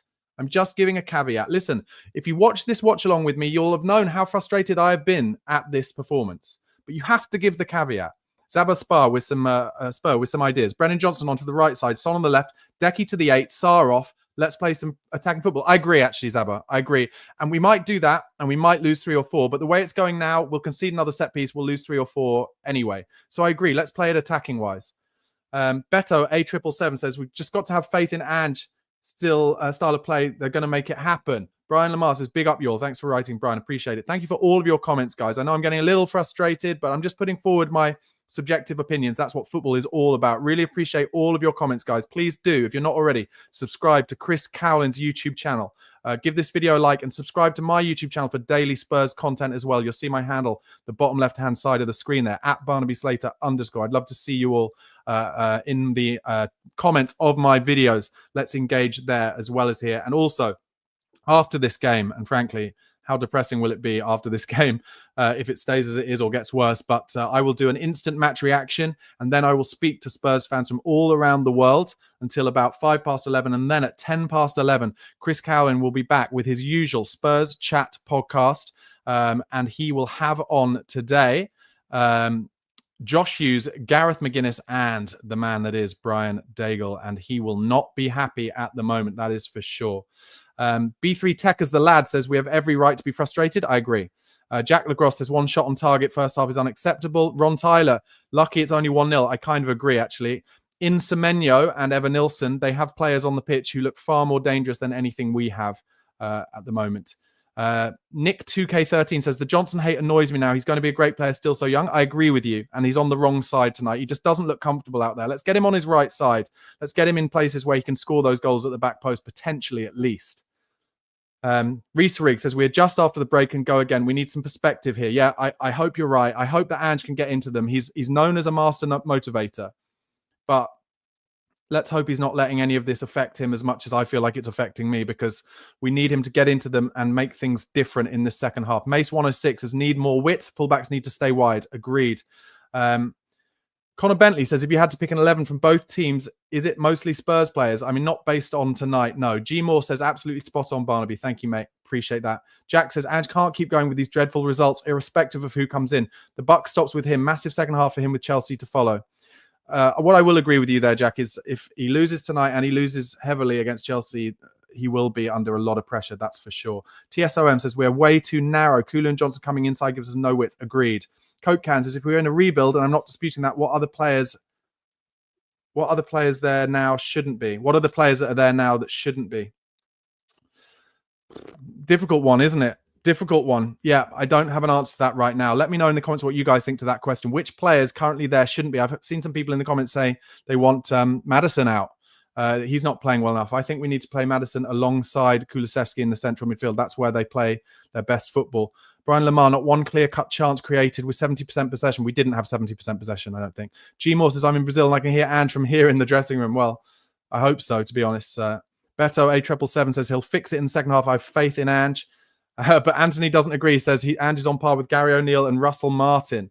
Grant Jardine says Leicester, Ipswich, Bournemouth, Crystal Palace, all massive clubs. Why are we surprised? Oh, dearie me. Listen, I've said it before this season whilst doing watch-alongs. Huge second half this for Ange Postecoglou and Tottenham Hotspur. Absolutely huge. We need to, at the very, very least, get something from this game. We need to make some chances. We need to look like we care. We need to look like we're going to put Bournemouth under pressure. It's been far too easy for them so far as they come out on the pitch. Bournemouth doing a little training drill on their way out to the pitch. TSOM says a few have to step up. Happy with the playing staff, but we need more bodies because it's bare bones. Connor says, good to see you commentating on this channel. Always liked your commentary. Keep up the good work. Ash Shah says, would any other manager get us a win tonight? Very good question. Let us know in the comments. Do you think any other manager would if Iraola was playing? Would we be winning? Sorry, if Iraola was managing Spurs, would we be winning? Let me know. But anyway, the players are back out on the pitch. Let's see how this works in the second half. Come on, Tottenham Hotspur. Try something different. Try something better. No substitutes as far as I can tell. And the clock has started. Tottenham shooting from right to left as we look at it. Keep your comments coming in, guys. Once again, ball comes forward to Bournemouth, but it's a Tottenham throw-in on the right. There's been a lot of a lot of people criticising Ange this season for not making subs early enough, and he hasn't made any at half-time here. Let me know in the comments what you think about that. As Destiny Udogie drives forward with the ball, but looks to cut inside. Looks like Maddison trying to get a bit further forward. Johnson still on the left, kind of surprisingly, I would say. Ben Davis now coming forward central midfield. Maddison getting a bit close to him, and Davis drives into a space there and gives it back to Brennan Johnson, who's... there were people running across the box there. Sal made a run. I thought he might get a cross in there, Johnson, but he doesn't. And Spurs, once again, just kind of tippy-tapping it around and going backwards and sideways. Ben Davis finds Dragishin. Spurs have gone nowhere there, and we're going to end up back at 4. So Dragishin tries a dink ball to Kulusevski, and it's headed out easily by the Bournemouth fullback, who's had a good scrap on the left-hand side with Deki Kulusevski. So far, I'd say he's winning it at the moment. Tottenham just not quick enough. Not quick. We've got to throw, and we're just waiting. No one's moving for him. This is something that's a worry. They're going to be a worry for Ange, actually, because if the players stop moving and stop having the desire on the ball to move for each other, then that is the players not playing for you anymore. Ben Davis finds Udogie inside. Udogie to Bissouma. It's all very one-paced at the moment from Spurs. As we go backwards again, Fulham now 3-1 up against Brighton at Craven Cottage, by the way. Ben Davis finds it out wide to Pape Matar, who comes deep. Plays an easy ball out wide left to Brennan Johnson, who takes a decent touch and cuts inside, but loses the ball to Brennan Johnson. Just about wins it back. Does okay, but Dragishin now into Madders. Takes it on the half turn. Bournemouth pressing him pretty hard in central midfield. This is so one-pace from Spurs at the moment. Finds it into Udogie. Cuts inside his man. Driving. Finds a good ball into Pape Matar, who finds Brennan Johnson now. We're at least getting forward a little bit. Sarr's gone outside him. Johnson comes back to Maddison. Tempted with a shot there, but finds it out wide to Archie Gray. No one outside him, of course, because Archie Gray is inside. Madders tries to play a ball into Johnson, and it goes to no one. And in the end, Maddison has to block a attempted clearance from Bournemouth, and it's a throw-in to Bournemouth. I told you at half-time, if Tottenham play the same way and Bournemouth are just able to have bodies behind it the whole time, they will be so happy and they will win this game 2 or 3 because they'll pick us off. Bissouma wins a header in midfield. Bournemouth just whack it forward. And Dragishin's letting this bounce, which he shouldn't, but does well with the second ball, and Davis helps him out. Down the line to Udogie, plays it inside to Bissouma, who plays it to Madders, who takes it on the half-turn and is fouled. And will this be a booking? No, it won't. Deary me. Stopping Maddison from breaking forward towards the box. 2 bookings for Spurs so far, none for Bournemouth. This referee is a fucking dick. Simon Hooper. Fuck you. And now Spurs take the free kick, but all the way back to Forster. Jesus. Ben Davis plays a ball into central midfield. Solanke holds it up well. Comes across, but Bournemouth be quite happy for our striker to be coming back with the ball into our own half. Dragishin plays it inside. Kulusevski brings it inside again. And Bissouma plays it out wide. Kicks it off the pitch again. Whilst trying to find Solanke out wide right. This is absolute dross from Tottenham Hotspur. Absolute Stone cold dross. One of the worst performances of the season so far. I don't know how Angie's going to come out and defend this at the moment. Bournemouth it's so easy for them. They're not going to care about us just popping it about slowly, left and right.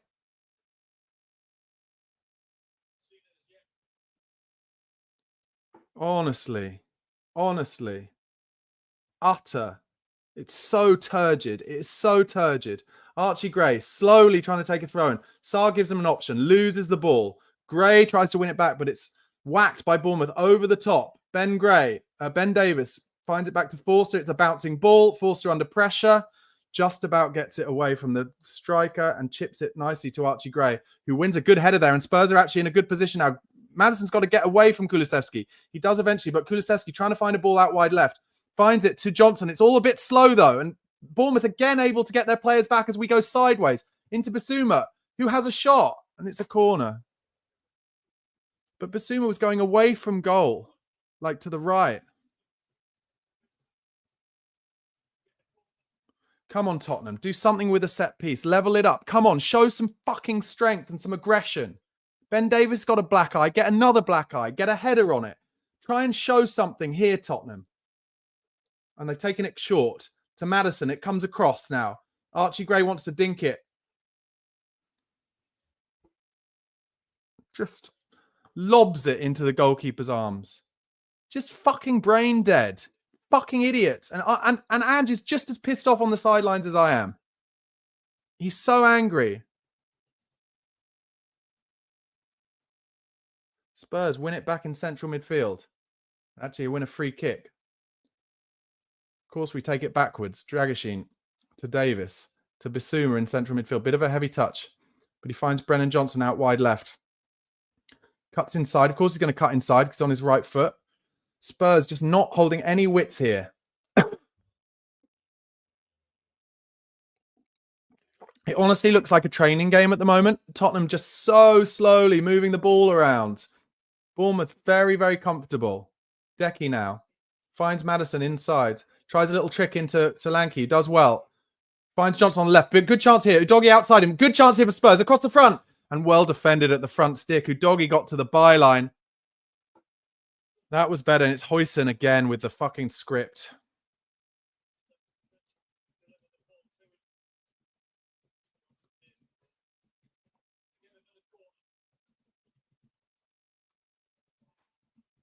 That was better from Spurs, though. Maddison with the corner. Spurs have had 6 corners. Only get 1 corner against, and of course, we conceded from it. Fucking bunch of pricks. Here comes Maddison with the in-swinger. Straight on the keeper's head. And actually, Kepa had to do really well there to stop it going straight in. Dragoshin has been pushed off the ball by the byline. And Bournemouth with the big old switch here. And that's too easy. That is too easy over the top of Udogie's head. And Kluivert's in with his pace here. He's one-on-one, and they're in at the back stick. And he hits it straight down Forster's throat. Wow. He got to about 8 yards out there. He should score.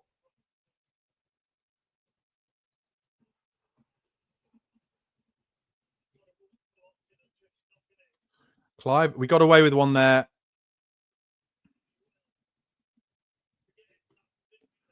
He outpaced Udogie so easily, and all he has to do is lay it across the front to the striker, and he doesn't. And they're just showing the replay of, yeah, good save from Kepa from Maddis's his in-swing corner, nearly scored straight, but Kepa did really well with a fist away. So Spurs should be 2-0 down, but did at least get to the byline a minute ago. And Ben Davis driving forward into central midfield, and that's a good option for him, but then plays a poor ball. Udogie with the header finds Johnson on the left. Trying to do a few things a bit different there, Spurs, so that's good. Decky Kulusevski on the edge of the box, but has to come across to Sarr, who's, again, one-footed, so comes inside again to Archie Gray, who has a dig on his left foot, straight down Kepa's throat. But I don't mind Gray having a go there.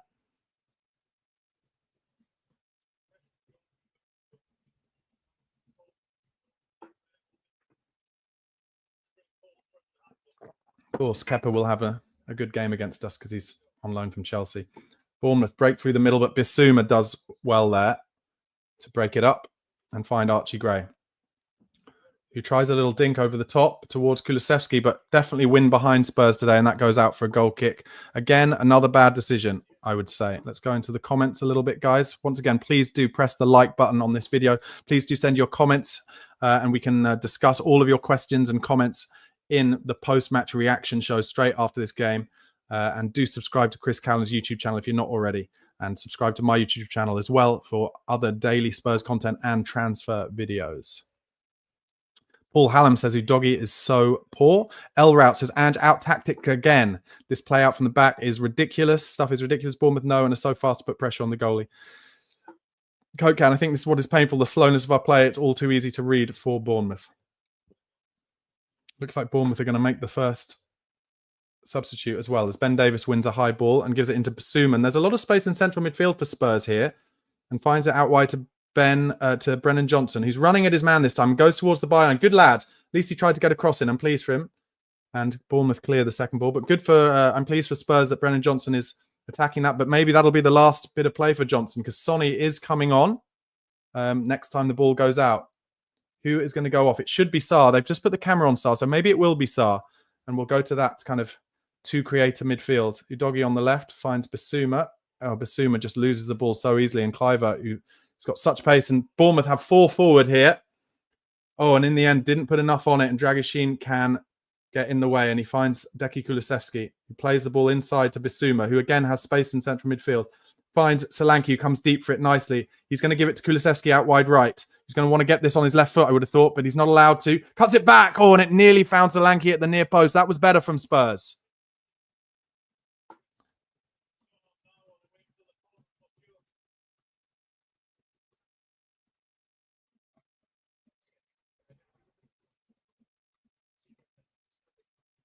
And they've taken the corner quickly. And a chance for Deki to whip a cross in here. It's to the back stick. Oh, and it was nearly on Ben Davis's head, who was totally free. That was better.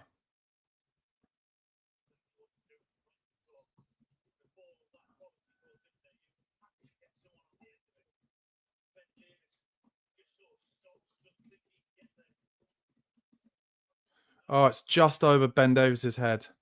It's better, though, from Spurs. We need to get Kulusevski in more of those positions. So, Son on in the 56th minute for Sarr. They're just discussing how Sonny was sent off here in 2019. He's also scored some goals here, I think, as well.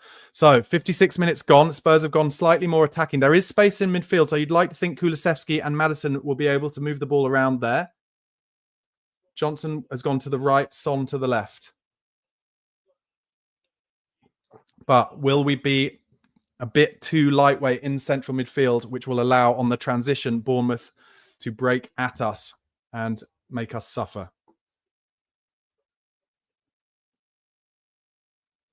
Bournemouth have just taken so much time over that. I don't know what was being waited for, but Kepa goes long with the goal kick. Ben Davis wins it in central midfield. It was a good head, but Bournemouth once again go aerial down the line towards Semenyo. He takes a lovely touch and turns Udogie so easily. And Basuma wasn't quite strong enough in central midfield there, but it breaks to Maddison.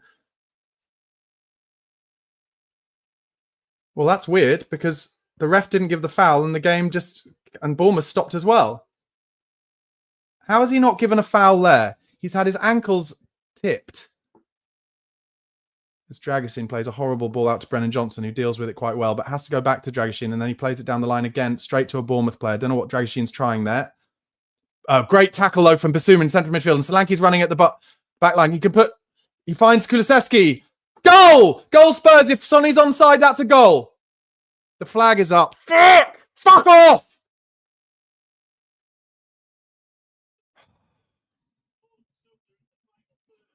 So, great tackle from Basuma. Finds Solanke. And it's is Kulusevski offside? Kulusevski wasn't offside. Yeah, Son's miles offside.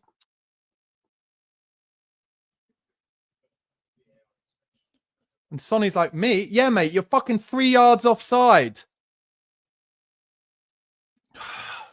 But that was good from Basuma in central midfield.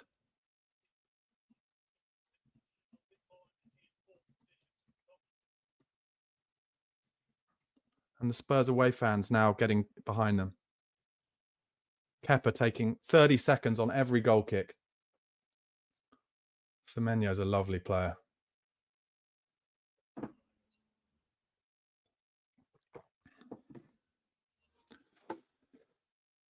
Half an hour to go, plus any added time. Come on, Tottenham. Come on, just surprise us. Basuma finds Son, who plays just a horrible ball inside, and that sets Bournemouth free. And they're in on the right-hand side now with Evan Nilsson. Has a dig, and it's well saved to his right by Forster. Spurs have got it forward quickly now, and Sonny is in on the left-hand flank now. Madder's trying to get into the box. Sonny right, driving at his man. Oh, finds Maddison. Good chance. Needs the help. Oh! Just wide. Sonny played a beautiful ball into Maddison.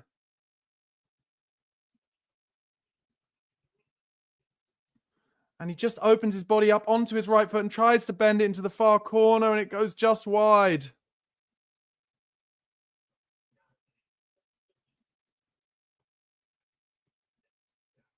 Ben Davis now down. Ben Davis potentially to be yet another. Oh, he's holding his hamstring. This fucking sport.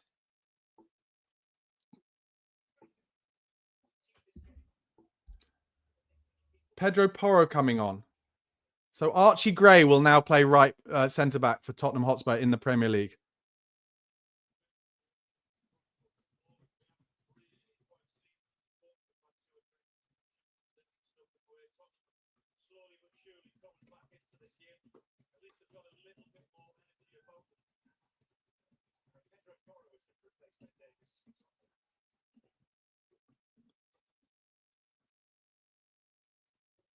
Well, one positive you can say is Tottenham are going to have a lot of ball players on the pitch at this point. But there's going to be a severe lack of balance, that's for sure.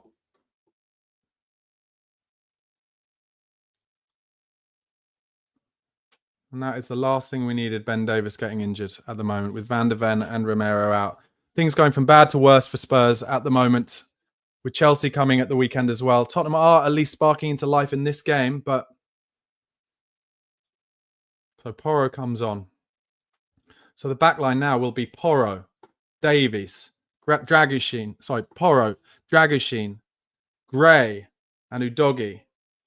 Look at this. Now, the subs have been made, Kepa, and he's just having a little chat with his mate. They're just wasting their time. Book him, ref. Fucking book him. Don't be a pussy. Yeah, he's booking the keeper now. Well done, is he? Yes, he's booking the keeper. Just embarrassing. And it's too late. Honestly embarrassing. He's been taking 45 seconds or 30 seconds over every goal kick. Embarrassing. Come on, Spurs. Surprise me. Get some momentum. Come on.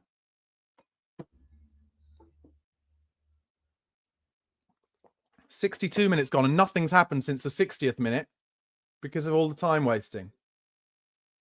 Bournemouth properly against the wind here now. Really held up there. As Solanke finds Deki Kulusevski inside left position, tries to roll his man, but he's done, and Solanke blocks the clearance from Howson out for a throw-in back in Bournemouth's right back position. Sonny throws the ball to Adam Smith, who's just taking so much time. Deary me. Okay, finally throws it now down the line. Semenyo is a handful. Udogie does just nick the ball ahead of him, and Basuma gets the next one. And Basuma wins it back on and tries to play a ball over to Brennan Johnson, but it's poor. And the amount of times that Basuma, who hasn't had no worse than anyone else, but he's kicked the ball straight out of play maybe 7 or 8 times in this game. As Bournemouth make more subs. G Moore says gutted. Kaiser Spurs says we're lucky we could win Europa League, but we are crap far too often. Andy Alexander, why don't we practice corners at training? Agreed. G Moore, I'm sure he's going to switch Cooley and Johnson now with Son coming on. Yeah, he did. Keep getting your comments in, guys. Clivert goes off and just walking off as slow as he likes. As it stands, guys, I'm going to tell you this. It's one of those nights. Spurs are not going to score in this game. Bournemouth will nick another one. And we will lose. Very happy to go long from the back line, but it is coming back a bit quicker as a result of the wind. Sonny now weirdly playing in central midfield, which he shouldn't be. Just get out wide, Sonny. Don't try and do it all yourself. Archie Gray finds Pedro Porro, makes it to the byline, cuts it back.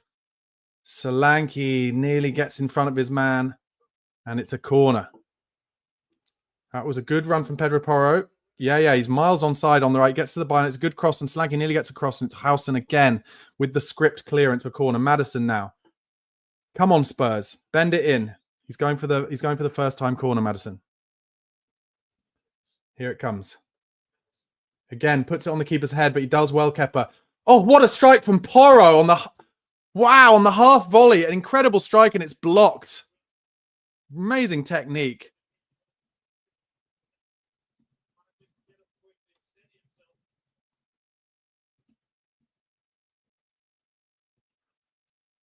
Spurs putting some pressure on Bournemouth now as the wind keeps the ball coming back towards them. Dragoshin plays it down the line. Johnson does well to find Porro down the line. Holds it up nicely. Well done, Pedro. Keep the ball. Now that's a Bournemouth throw. Let's see this Porro. So it's cleared well by Kepa with his fist. Oh, it's 2 saves, actually. Kepa having the best goalkeeping performance I've seen from him in the Premier League. What a surprise. An ex-Chelsea player against Spurs. Throw into Bournemouth on the left-hand side. They've taken 30 seconds over it again. The referee is a pussy. Goes over Porro's head. Dragoshin gets a foot in. Well played by Kulusevski, but Bournemouth are able to hack it clear. Archie Gray wins the first ball. Easily one in central midfield. Porro tries to take his man on and loses it. And Bournemouth now have the ball in Spurs' half. And they try a ball in. Oh, it's well done into Evan Nilsson. And Bournemouth in good shape here. Good chance. Hits the post. Goes wide.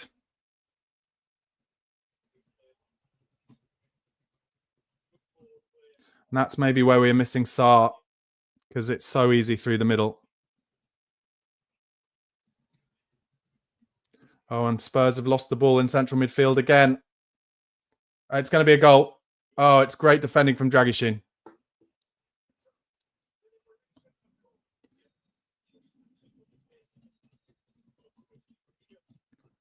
That's great defending from Dragoshin because Bournemouth were in the inside right channel. He was only 6 yards out, 7 or maybe 8 yards out. And that is a result, I can tell you, of taking Sarr off, which we all thought we had to do. And I think we did have to do. But when Bournemouth do transition on us now, it's so easy for them to get at our back line. So it does feel like Spurs are more likely to score an equaliser, but at the moment also equally likely that Bournemouth will score the second first.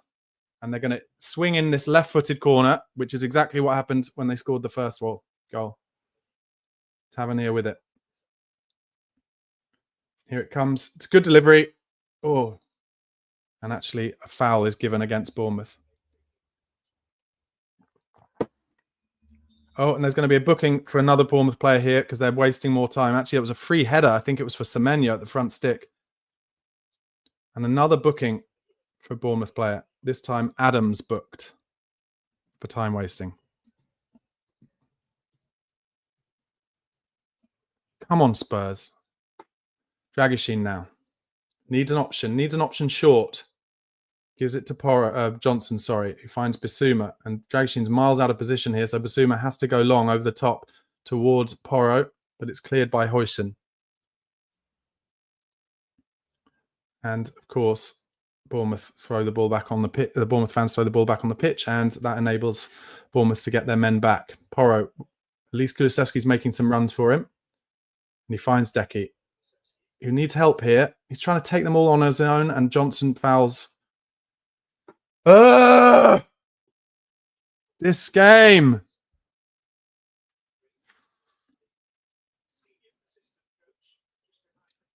Cut back to Ange Postecoglou on the bench.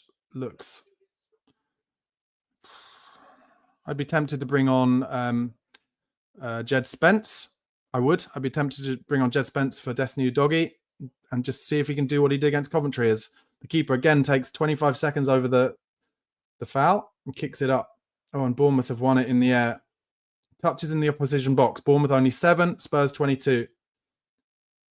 But it's another corner to Bournemouth now as they get a cross in and it's deflected for a corner.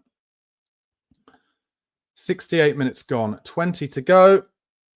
Spurs not causing any trouble, and Bournemouth just slowly going to take their corner, just walking so slowly. This game is so boring when this happens.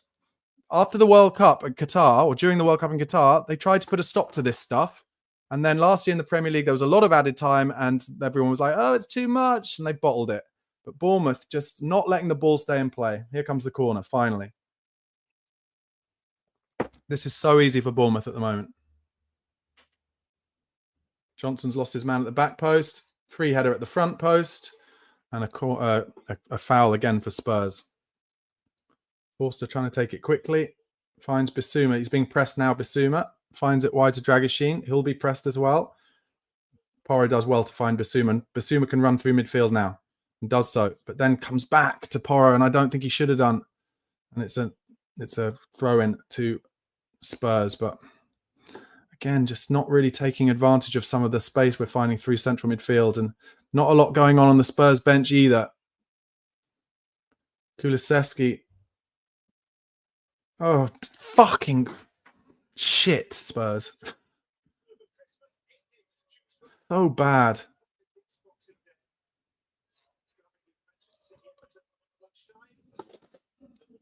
Into the last 20 minutes of this dross fest at the Vitality. And I said in my videos this week, I don't have a good feeling about this. And it's proving to be correct. Bournemouth just so comfortable, really.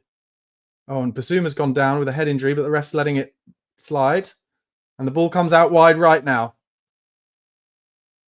And Semenyo hits it over the bar, but only just.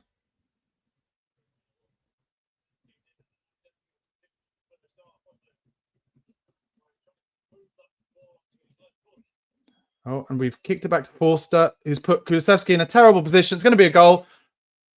It's a goal, 2-0. Tottenham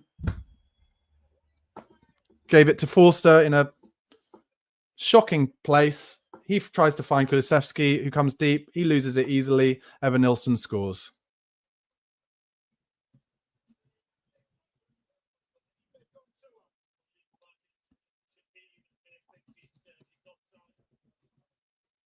They're saying it might be offside.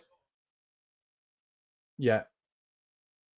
Oh, yeah. Evan Nilsson is offside. Twice.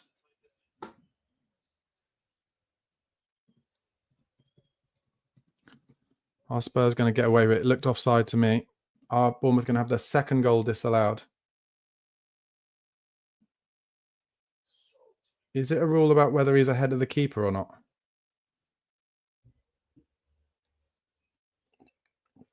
He looks offside to me. I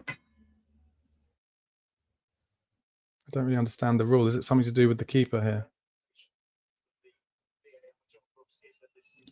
Disallowed. Well, Spurs being a bit lucky. 2 goals disallowed for Bournemouth here. Tottenham got themselves in trouble. Basically, they gave it to Forster in a dodgy position. He only had one option to try and pass it to Kulusevski. Kulusevski was easily intercepted and they scored, but we got away with it. We need to change that scoreline on the data. Yeah, it's changed.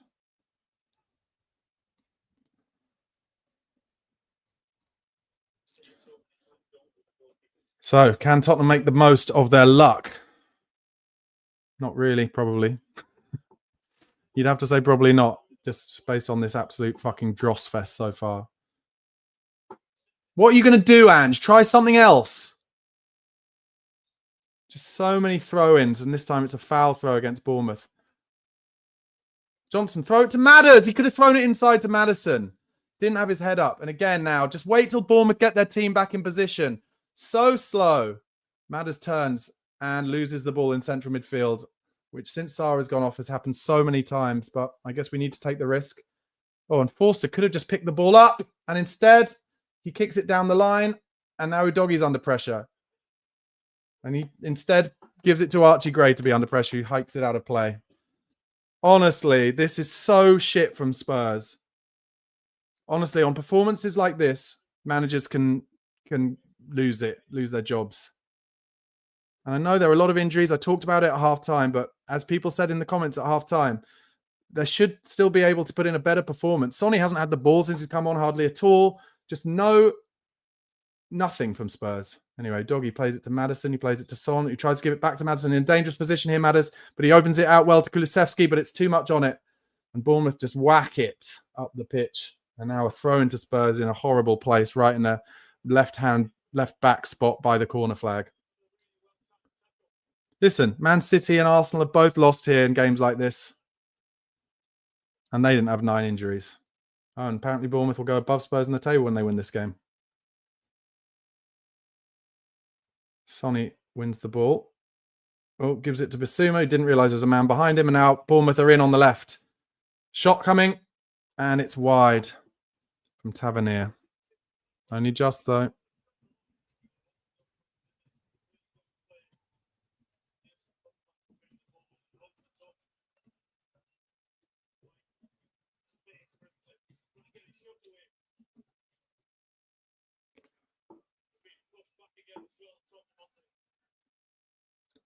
Kulusevski takes the throw this time up to Solanke, who can't hold it.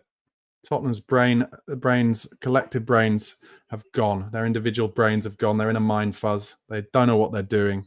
And again, as we've said so many times this season, in a position of adversity, just seem absolutely clueless how to get themselves out of it. As Maddison tries to find Bissouma, finds Udogie. Oh, well done, ref. You gave a foul. Well done. And Bissouma tries to take it quickly. Ref tries to get in the way, but he finds Maddison. Sonny makes an inside run. Tries to do a little trick. And it's well tackled by Semenyo. Could easily have given away a penalty there, but he got the ball, unfortunately. Dragoshin brings down the clearance and finds Kulusevski, who tries to turn his man, but loses it. And Bournemouth are in down the left here. They will score from one of these. 3-on-3 here, Bournemouth. Step overs. Takes on Dragoshin on the outside. Too easy and hits it over the bar.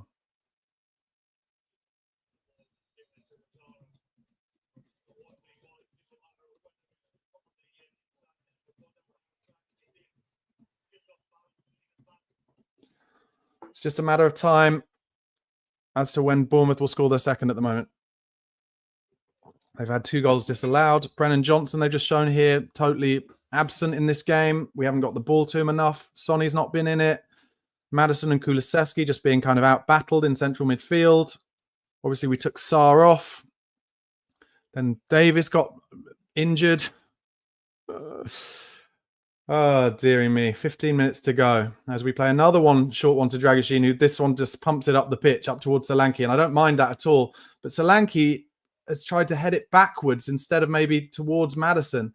And Bournemouth just finding it so easy to play through Spurs' central midfield now. Out wide left.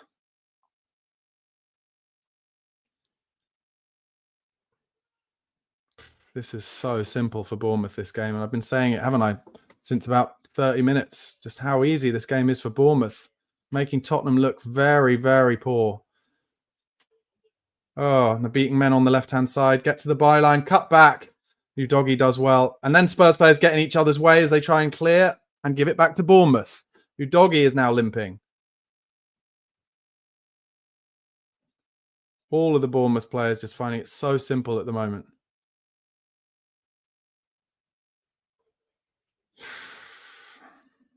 I hate watching Spurs when it's like this. Kepa now with the long ball. Spurs going to make a double substitution. Just do it now. But Werner, who is going to come on, doesn't have his shirt on, doesn't have his shorts on. So it's going to be Bergvall and Werner. It must be Johnson and someone, probably Maddison. He always takes Maddison off, and you're just like, take off the one player, one of the 2 players who might do something. You might even bring Solanke off. He just lost the ball there. And Madders fouled again. Is that going to be a booking, ref? How many times? Maybe get this ball into the box, Madders. It's a free kick, kind of 15 yards, 20 yards maybe inside the Bournemouth half. And yes, Madders is taking the decision to try and get this in the box, which is the right decision because we've been so poor. Might as well just try and see if we can nick something from a set piece. So Bissouma's going to come off, and you've got to think Johnson as well, probably. So Bournemouth defending on their 18-yard line. Madders is going to try and put the set piece in. One hand raised. Oh, one of the worst liveries I've seen, but Johnson managed to get it down. Oof. And an offside flag went off, but Basuma had a volley from outside the box. It was a good hit, but it went wide. And Johnson's off for the original.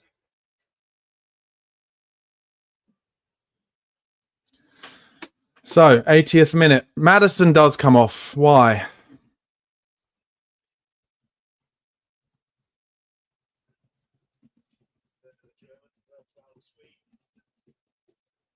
Come on, Bergvall. Bergvall or Gray. Make yourself a hero. But what's he supposed to do, the kid? Come on with 10 minutes to go in a game where we've been an absolute pile of dross and change it.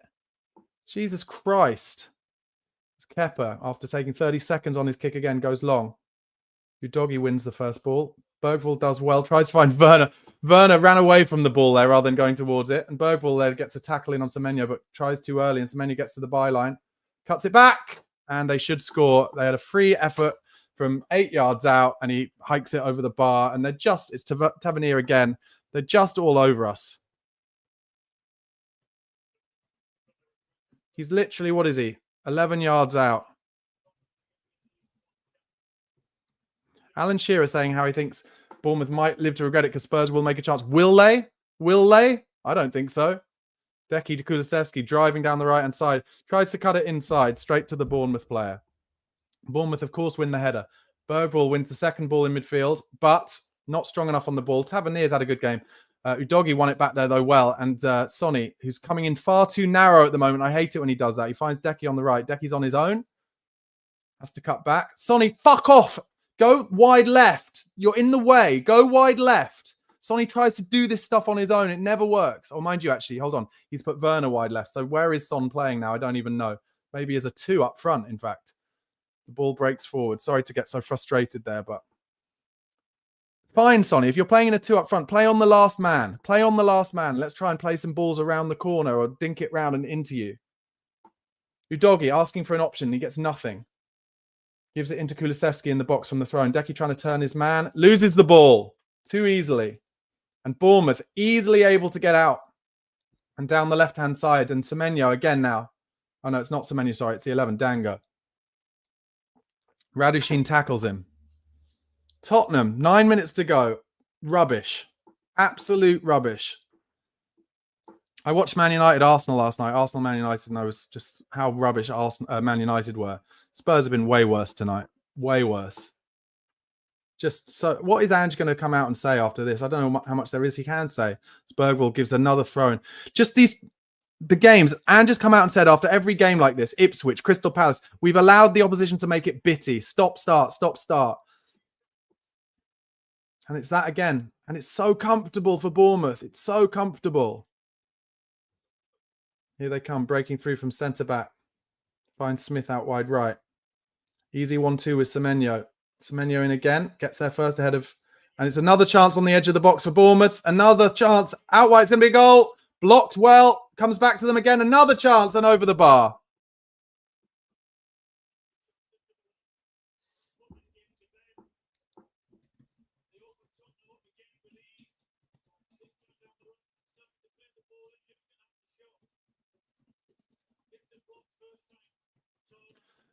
Listen, if Tottenham were actually making chances after these substitutions, then you'd be like, okay, well, you're going to give away chances. But we're not even making chances. We're just giving the ball away to Bournemouth every time.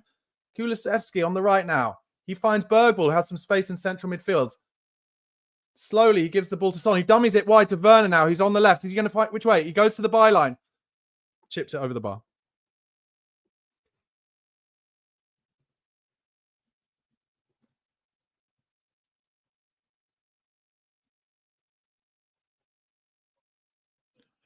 Alan Shearer is saying they haven't got enough quality up front, Tottenham, and it's just ugly. It's so ugly how bad we've been. Unless you're a team like City who come at us, we struggle. We're shy. Bournemouth have had 15 shots, 6 on target. Spurs, 10 shots, 4 on target. This game has gone pretty much exactly as how I suggested it would. Just Tottenham absolutely drossed off. It's not even a term, but I've just made it a term. 84 minutes gone. Son now playing in his left back spot, What was he doing? And Tottenham had taken the free kick, but the referee has stopped Tottenham so that Bournemouth can make a triple substitution just to waste some more time. Just embarrassing.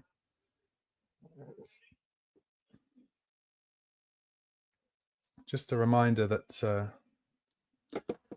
I'll be doing an instant match reaction on here after the game. So do get your comments in. We'll discuss this absolute shitfest. And then I'll be talking to Spurs fans from around the world to hear how annoyed they are.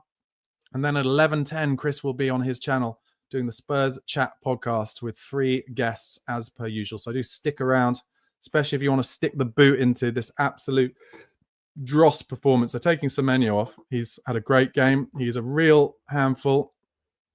Spurs bought Odebear. Could they have gone for Semenyo? He's physically stronger and he's at least on the pitch, unlike Odebear.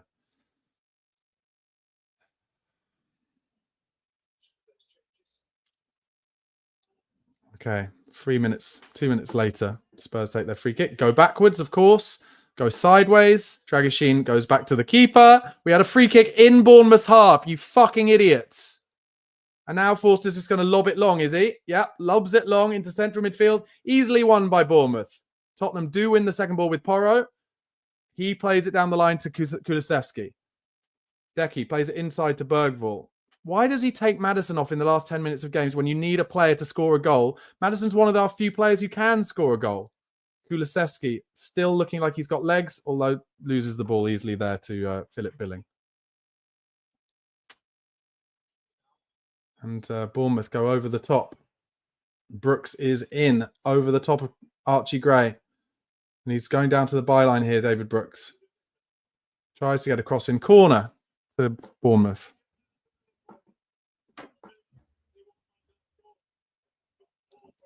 They'll take 2 minutes over this corner. Tottenham can't even make a chance. Can't even make a chance. Fucking shit.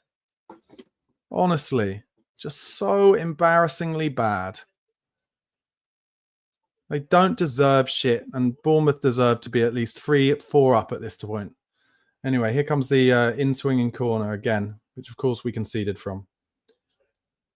Met at the near post. Oh! Spurs cleared it at the near post, came to the edge of the box. Billings heads it back in, and no one marks anyone. And Dango has a kind of free header. He has to try and head it backwards, and it goes over the bar. They give it to Dragusin, who passes it straight to Bournemouth. Another chance, another save for Forster.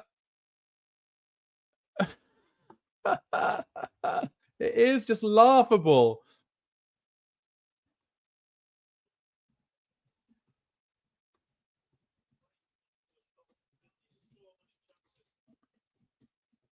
Son turns his man on the halfway line. And now he drives at the ball. This is one of the few times. But he's got a man behind him. Does he know? He doesn't know. Sonny had a man chasing behind him. Didn't realise. Bournemouth just get the ball away easily.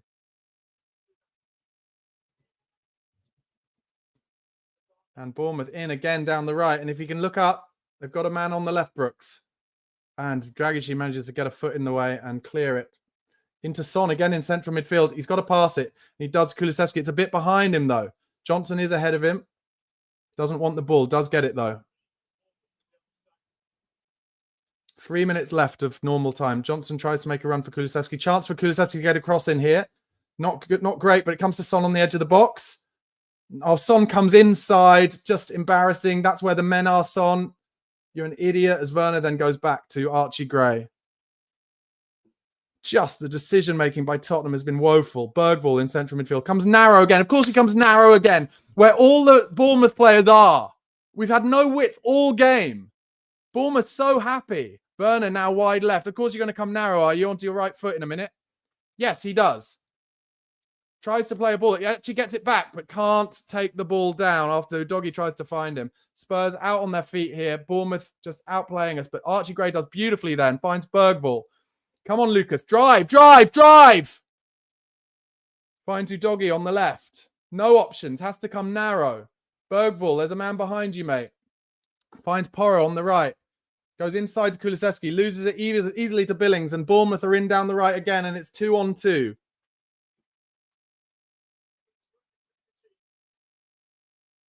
Here it comes. Another shot over the bar.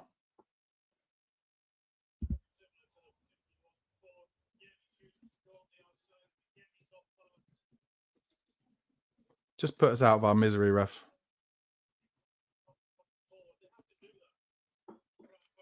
Dragoshin plays a decent ball out to Johnson.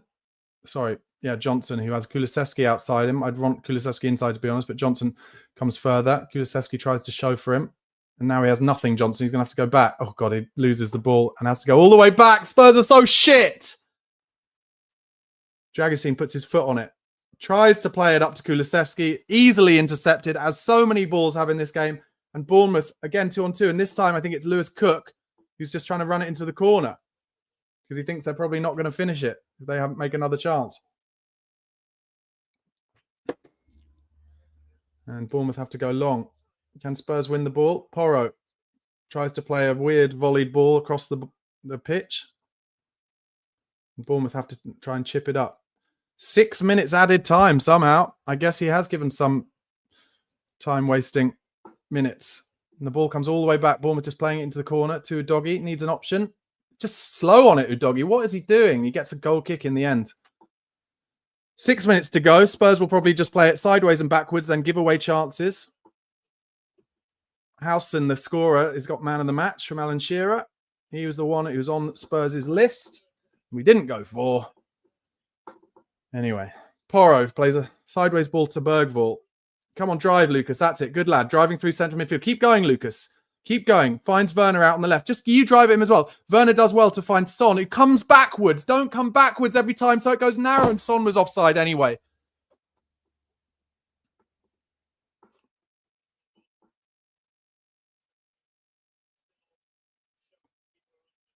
$19 years old, the man of the match, Howson, who Spurs were interested in.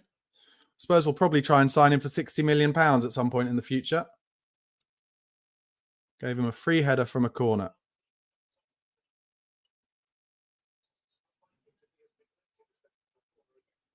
Yeah, the commentator just saying it's unlikely he'll be neglected. Oh, Kepa, who's on a booking for time wasting, has just taken another 40 seconds over it as he then whacks it long over the top.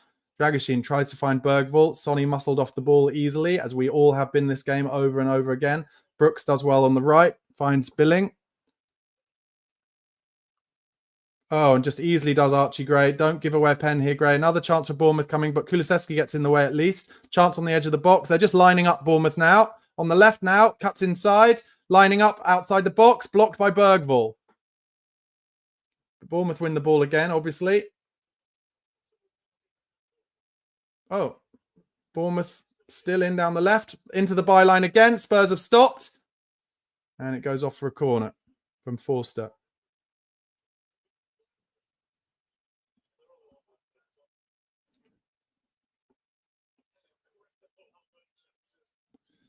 Bournemouth should be out of sight here. And Shearer's talking about it on co-coms. This is honestly, this is not good for Ange Postecoglou at all. This is not good at all. I know he's got a lot of injuries and I protected him at half-time, but this team, not good enough to get Premier League results, and we'll get absolutely battered against Chelsea at the weekend. We will get absolutely torn a new one by Chelsea at the weekend. Bournemouth get a cross in. Forster doesn't come for it. Free header. Straight down Forster's throat. Forster throws it out to Porro. Nothing in front of him. Nothing in front of him, so has to go long. Finds Werner. What was he doing there? But he finds Kulusevski down the line. There's one in the box. Brendan Johnson's trying to get in the box. Someone else get in the box. Oh, it nearly found Solanke's head. But in the end, Bournemouth can clear it relatively easily. And Udogie has to give away a throw-in. But again, Howson got his head on that one ahead of Solanke. Kulusevski cutting inside on his left foot. Solanke had made a run, but Smith was in a good position as well, to be fair. Only one player in the box with 2.5 minutes to go of a game in the Premier League. Tottenham just diabolical. Honestly, this is as bad as it's been. Yeah, Bournemouth have had their most shots on goal of any match in the Premier League this season. As Archie Gray looks to go back, Dragoshin finds Bergvall. Turn away Bergvall. Got a man on him, does well. Should get a free kick, but doesn't. Udogie looking for help, doesn't get it, has to go backwards. Bergvall, Spurs just playing it slowly across the center circle. So easy. Bergvall again, at least, and is easily muscled off the ball, as Spurs have been all game. Udogie at least uses some strength, wins it back. Udogie does well in central midfield there, gets away, gives it again a bit behind Kulusevski, and that's been the case all the time, but Kulusevski is at least out there. Tries a right-footed cross into Solanke, kicks it off for a goal kick. That will probably be the amount of time that they allow Kepa to have on the goal kicks. He'll probably waste all that time. Spurs did at least try and get a few bodies in there. Kepa, again, just so slowly. The ref should book him again for this.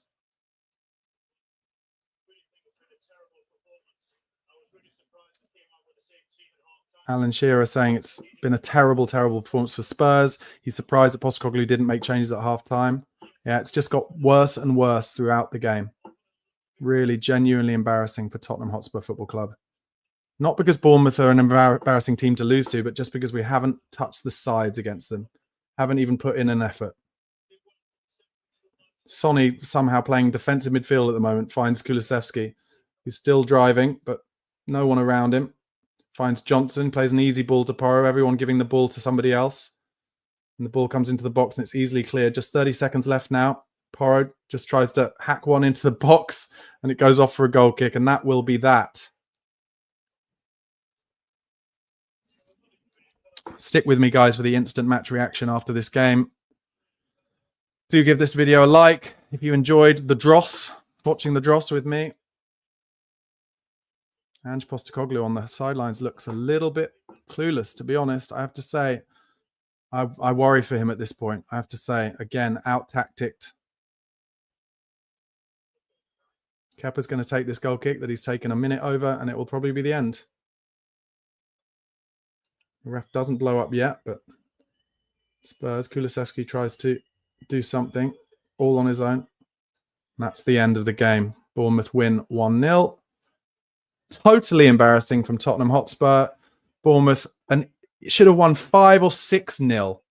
5 or 6-0 it should have been. Absolute embarrassing dross from Tottenham Hotspur Football Club. We knew it before the game. We knew that they've turned over Arsenal here. They've turned over Manchester City here. We knew it would be hard. Sure, we've got 9 injuries, but that does not account for the fact that you lost every first and second ball in that game.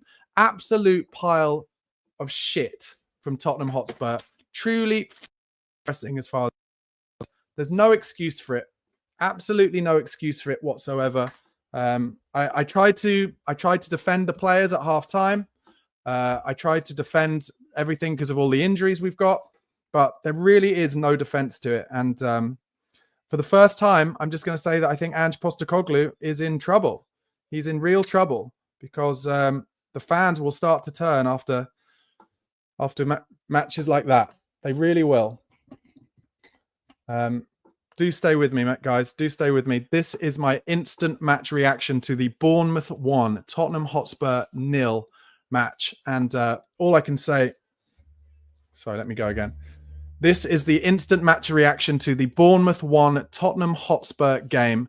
And all I can say is that Tottenham were absolutely abject. Abject is the only word I can come up with for it. They were as bad as they have ever been, I would say, under Ange Postecoglou. And there's really no defense for it whatsoever.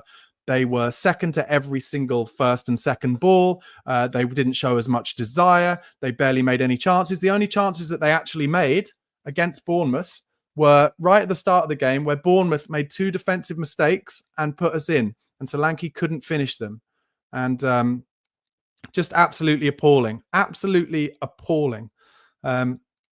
Starting right at the beginning, Ben Davies got booked for stopping a counter-attack. He had to do it. It probably was a booking, but that put him on a booking from the start. Spurs were okay in the first 5 or 10 minutes. Good move in the 5th minute from Spurs. Matters in midfield, dummied it. One of the only things in the game that he did okay. He was through. He found Decky Kulusevski on his right foot, but it was straight down Kepa's throat. Kepa, who had a decent game today, but really everything was kind of straight at him. 6th minute, good play from Kulusevski on the left, got to the byline, cut it back, but nobody there. Quite a few times in this game tonight, Spurs got to the byline, but there was nobody there. Nobody ever there with the cutback for the cutbacks. Solanke was in one-on-one in the 7th minute, but the ball wouldn't come down, and Howson put him under pressure enough to make him shoot over the bar. In the 10th minute, Spurs won the ball high. Solanke was one-on-one with the final defender, got in on the inside left position, tries to hit it into the bottom corner, but it's blocked by the defender. The first 10 minutes were undoubtedly when Spurs were looking okay, but then it all went to shit for the entire game. Terrible defending in the 15th minute. The ball bounced around the box. Dragoshin tries to clear it, hits Udogie, bounces back, and they have a shot from 3 yards out, and thankfully Forster made the save, but it didn't matter because only 1 minute later they get an in-swinging corner. Bournemouth comes all the way to the back post. Nobody marks Howson at all. Here, mate, why don't you have a free header from 4 yards out? 1-0 Bournemouth. Spurs got back, 19th minute. Deki Kulusevski got into their box, and one of the few times tries to bend it into the far corner, wide. Basuma booked for stopping a counter on the 20th minute. 26th minute, Bournemouth player kicks James Maddison's knee, and I thought the referee was average tonight. Again, second refereeing performance in a row that I felt was just incredibly average. The Bournemouth player was late on Maddison, got him knee high, not even a booking, whereas Spurs got 2 bookings early, and he was just giving up everything for Bournemouth as far as I was concerned. Bournemouth in the 28th minute, they were great on the transition all day and looked dangerous, especially Semenyo had a shot blocked by Davis, 28th minute. Bournemouth had their first of 2 goals disallowed in the 30th minute. He was about a yard offside. Good chance for Deki Kulusevski, 37th minute, inside right position. He should shoot, but because he'd been in that position earlier in the game, he didn't shoot this time because he'd done it once on his right foot already. Instead, tries to cut the ball to Brennan Johnson, who wasn't even there. The ball gets blocked out for a corner. In the 40th minute, the first of many times where they show Ange Postecoglou on the sidelines, just with his head in his hands. And he's in dangerous waters at the moment. The inconsistency from Spurs, the inability to get a team of highly paid players, even if they are a lot of them kind of second string because of the injuries, he's in trouble at the moment. He really is. And then in the 43rd minute, huge save from Forster. But Bournemouth got to the byline for that so many times in this game. They cut it back. Header saved to Forster's left. Second half, 50th minute. Biss had a shot from a corner. Spurs, though, so poor in that first 5 minutes of the second half. Cuts to Ange Postecoglou on the sidelines. He's absolutely livid, and rightly so. 51st minute. Udogie got to the byline, well defended at the front stick. I'm literally giving you notes on things where we didn't even have a shot because Spurs were so poor. Cliver should score to make it 2-0 in the 52nd minute. Save from Forster. He could have passed it. He outpaced Udogie on the right wing. He gets to about 8 yards out, hits it straight down Forster's throat. 53rd minute, Gray had a shot straight down straight at Kepa. 55th minute, Spurs did get to the byline on the right. Cutback nearly found Solanke, but it was blocked. From the corner, a good cross from Kulusevski very nearly found Ben Davis, but it was just over his head. 56th minute, Sonny comes on for Sarr. 58th minute, Bournemouth have their second goal disallowed. Spurs have a goal disallowed. Sonny scored at the near post. Basuma started the move from winning the ball in central midfield. Comes out wide into Son in the middle, but he's about 3 yards offside, Heung-min Son. 3 yards offside, and then he's complaining at the ref like, oh, it wasn't me being offside. You were 3 yards offside, mate. Wasn't even close. Another good save from Forster in the 60th minute from Evan Nilsson down to his right. Sonny found a good ball into Madders, tried to find a far corner. That was actually probably when Spurs got closest. Tottenham with some intricate play in the inside left position, comes to Madders with his back to goal. He tries to turn and bend it into the top left-hand corner, and it's just wide. Ben Davis goes off with an injury. Looks like his hamstring. 61st minute. Porro came on. Gray went to centre-back. Kepa finally got a booking in the 61st minute, having been wasting time the entire game. 64th minute. Amazing strike from Porro on the half volley after a corner, but a good save from Kepa. 65th minute. Christie hit the post. The left-hand post should have scored, and they should have scored the following attack too, but a good tackle from Dragoshin stopped that. Semenyo over the bar in the 70th minute. 71st minute, Evan Nilsson scores their second goal, but it's disallowed again.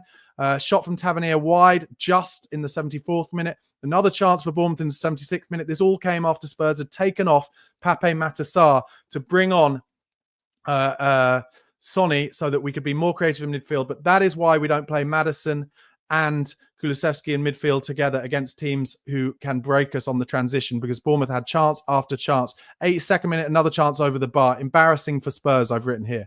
83rd minute, Bergvall got to the byline, chipped it over the bar. 86th minute, another Forster save. Bournemouth, so many chances.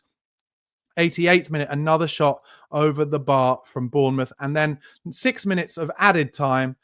Who cares? Because Tottenham were just so average. They didn't do anything. Tottenham now down in 10th place in the league after beating Manchester City at the Etihad 4-0 in one of our best performances ever in the Premier League. We have since drawn against Fulham, drawn against Roma, and lost to Bournemouth. And we have Chelsea next. And anyone who's watched Spurs all season would say, if they perform like they did tonight, they'll get done 4 or 5-0. But they'll probably put a performance on, won't they? They'll probably put a performance on. Just going into some comments, guys. Let's see what you guys are thinking at home. The Bandit, Laren Deb says, what happened to Kulu? Jack Legros says, how many managers under Enoch? Probably another manager, the way this is going, guys. Really, really terrible. Tarzan says, when you have injuries, don't move players out of position to cover. It makes it worse. That on top of injuries, you have others playing out of position. It's a disaster. Anthony Can says, Ange needs to go. Guys, let me know in the comments how you feel about Ange right now. Steve Dyer, currently 10th. We could be 13th before we play on Sunday. Yesh says, to a man, we are dreadful. Keep your comments, guys, coming in. Really appreciate it. Man Bear Pig says, can we talk about how lazy and sloppy we are when we have throw-ins? All set pieces. We can see goals from set pieces. Other teams know that they can cause us damage from set pieces. So they do. But every time we have a set piece, nobody is in any danger of causing any chances for Spurs. So poor. Steve Dyer says, Barnaby, I think the writing could be on the wall for Ange. Well, I'm not sure if the writing's on the wall, but it's certainly, if you know, and I know there are a lot of Australian fans out there who could say, how could you blame Ange for any of this? He's had so many injuries or whatever. But if you look at the experience, the history of Tottenham Hotspur under Daniel Levy, if you look at that, then you know that he gets the itchy trigger finger as soon as it looks clear that we can't make top 4. And these performances, last couple of games, no chance of that. Absolutely no chance of that. RB says, Son isn't a captain. Maddison is not a captain. Romero is temporary. Spurs, here is the problem. No leadership. Yep. Okay, I'd have to agree with that. Jason Lemakin says, every team has injuries. That's also true, but Tottenham are top of the list in terms of injuries. You've got to have that caveat. Stuart Dack rightly says, Bournemouth should have won 4 or 5. DJ Samuel says, Levy out. A lot of people in the comments tonight just feeling incredibly strongly about Daniel Levy and about Ange Postecoglou. Anthony Can says, I'm a season ticket holder, but can't go and watch this tripe under Ange. Can I just ask then, where is, obviously it was tripe tonight. It was absolute dross. I completely agree. But where is the kind of, how does it work that we're so good against Man City and then so poor against Bournemouth? The XG tonight, 3.31 to Bournemouth. They should have scored 3.5 goals, basically. Spurs, 0.58. Tells it all. Basically, didn't make a single chance. Absolutely appalling. Matt Richardson says, yeah, but we have injuries every year. Our medical teams suck. What other reason is there? Rick C says, and starting Johnson on the left so he can F off for that. Okay, here's a bit of a different one. TSOM, no one out. Let's support and stop putting unnecessary pressure on the team. Okay, that's some positivity. I have to say, I usually try and remain positive where I can, but it's very, very difficult at that point because we made nothing. Bournemouth had it so easy all game. They should have won 4 or 5-0. We didn't lay a glove on them. And there's no excuse for that. Even if you've got 9 players out, there's no excuse for a good squad like ours not laying a glove on them. Michael B says the players have it too comfortable. They don't have the hunger to win. Chris Bates, players only interested in better games. Charles Peston, Bournemouth are strong at home. Wake up, they are. They beat Man City at home. They beat Arsenal at home. But did we lay a glove on them? Laren Deb has just said, I'm disappointed in you. That's fine. It's subjective, Deb. Absolutely fine. But answer me. We didn't lay a glove on them. We didn't even try. Did we try? Did we really, really put in the required effort? Do you think they're still playing for Ange like properly in these kind of games? I'll tell you what, in these kind of games, you have to outperform and outrun the opposition to even have a chance. Did we do that? Did we win the first and second balls? Did we go in hard on 50-50s? No, we didn't. And that's why we lost the game, as well as just some woeful marking from that set piece. But we deserve to lose the game 4 or 5-0, so the set piece doesn't matter. Darren Goldsmith said it all along. We overachieved last season, just not good enough and so inconsistent. I just couldn't believe what I was watching. God help us with the goalkeeper at the weekend. He's a shambles. I think Forster made some more important saves tonight. He was put under some positions where he had to make difficult passes. I don't think that's always his fault. Jack Legros says, Barnaby, you're right. Anyone thinking this is acceptable is wide of the mark. Charles Peston, Barnaby, without Bentancur and Romero, Spurs are woeful. Listen, guys, that has been the instant match reaction. I'm going to move on now, guys, to the next stage of the watch along, where I'm going to I'm going to bring people in who have been watching the game from around the world. But guys, thank you so much for watching the instant match reaction. Please do give this video a like. Please do subscribe at Barnaby Slater _. But let's try and bring in some people from across the world at the moment. Let's see if we can get Orchie here. But hold on, I'm going to have to try and find the stage. Orchie, can you hear me, mate? How are you? I'm in Istanbul, Barnaby, and it's 20:01 here in the morning, and like, what a huge disappointment, staying up this late to watch my Spurs. I've been living in Istanbul for the last 4 or 5 years, but before then I lived in London for over 30 years. So I'm, London originally, and I'm Spurs through and through. Just a dross. I mean, it's so frustrating.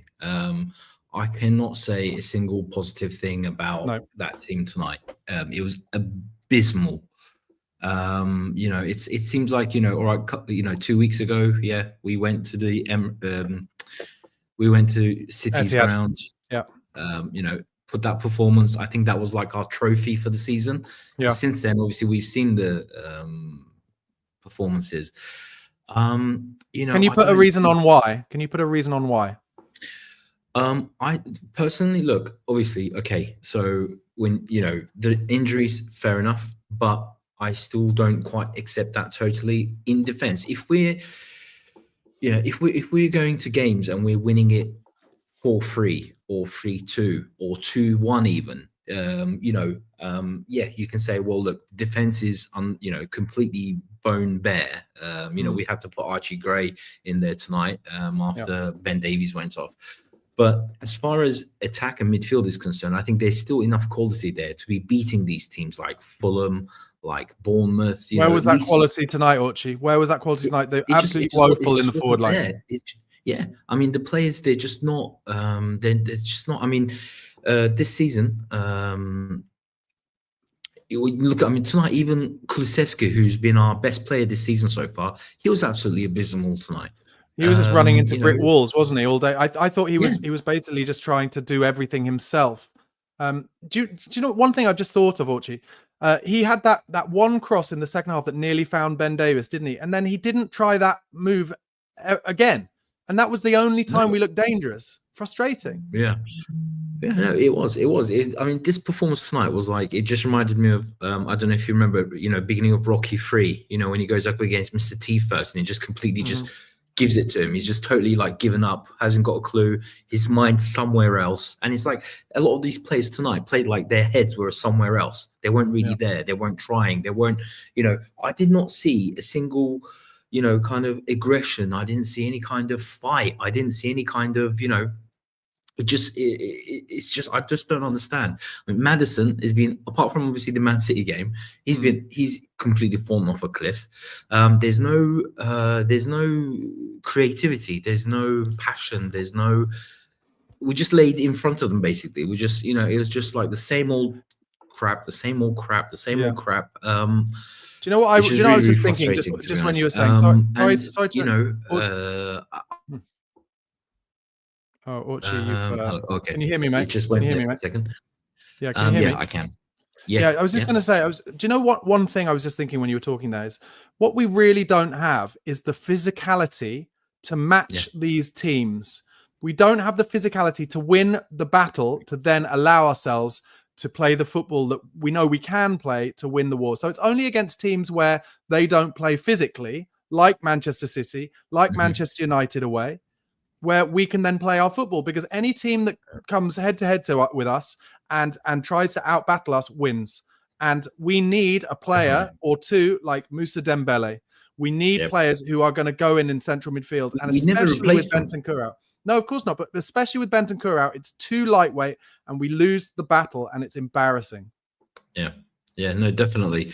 I mean, I mean, in the last season and a half, I thought, he fell off a little bit. But I mean, again, a player that we had was, in that sort of ilk was Højbjerg.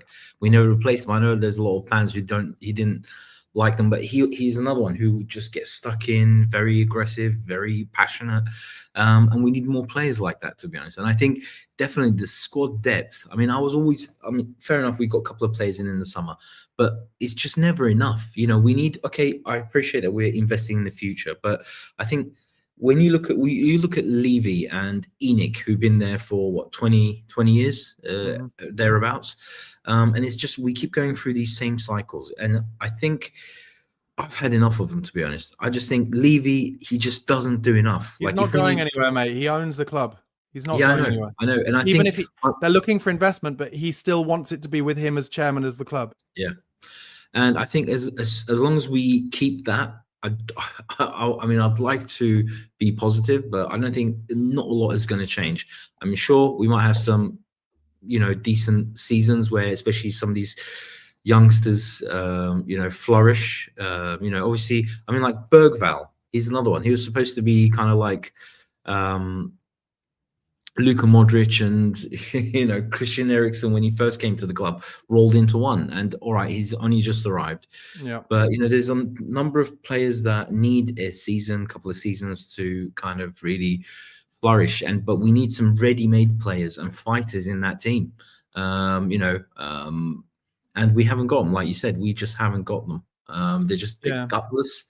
They're just, like you said, every time we come up against sort of, like you say, the sort of mid-table teams, with all due respect, like the Fulhams and the Bournemouths and the Crystal Palaces, we come unstuck because they play aggressively, and our players just seem to be, la la la, and they just get, they always get second to the balls, the fight, everything else. Let's ask ourselves a serious question here. How dangerous do you think a position Ange is in right now in terms of what we've all seen Levy do with managers when they're on on difficult ground?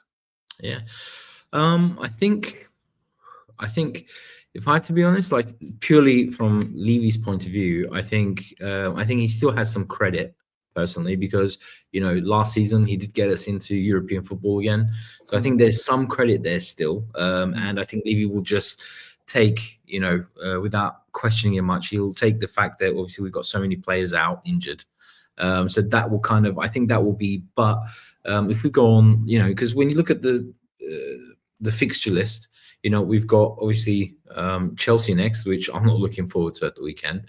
They're on fire at the moment with the players that they have. Then we've got United in the cup, and then we've got Liverpool. Is it Liverpool after that? I actually don't know.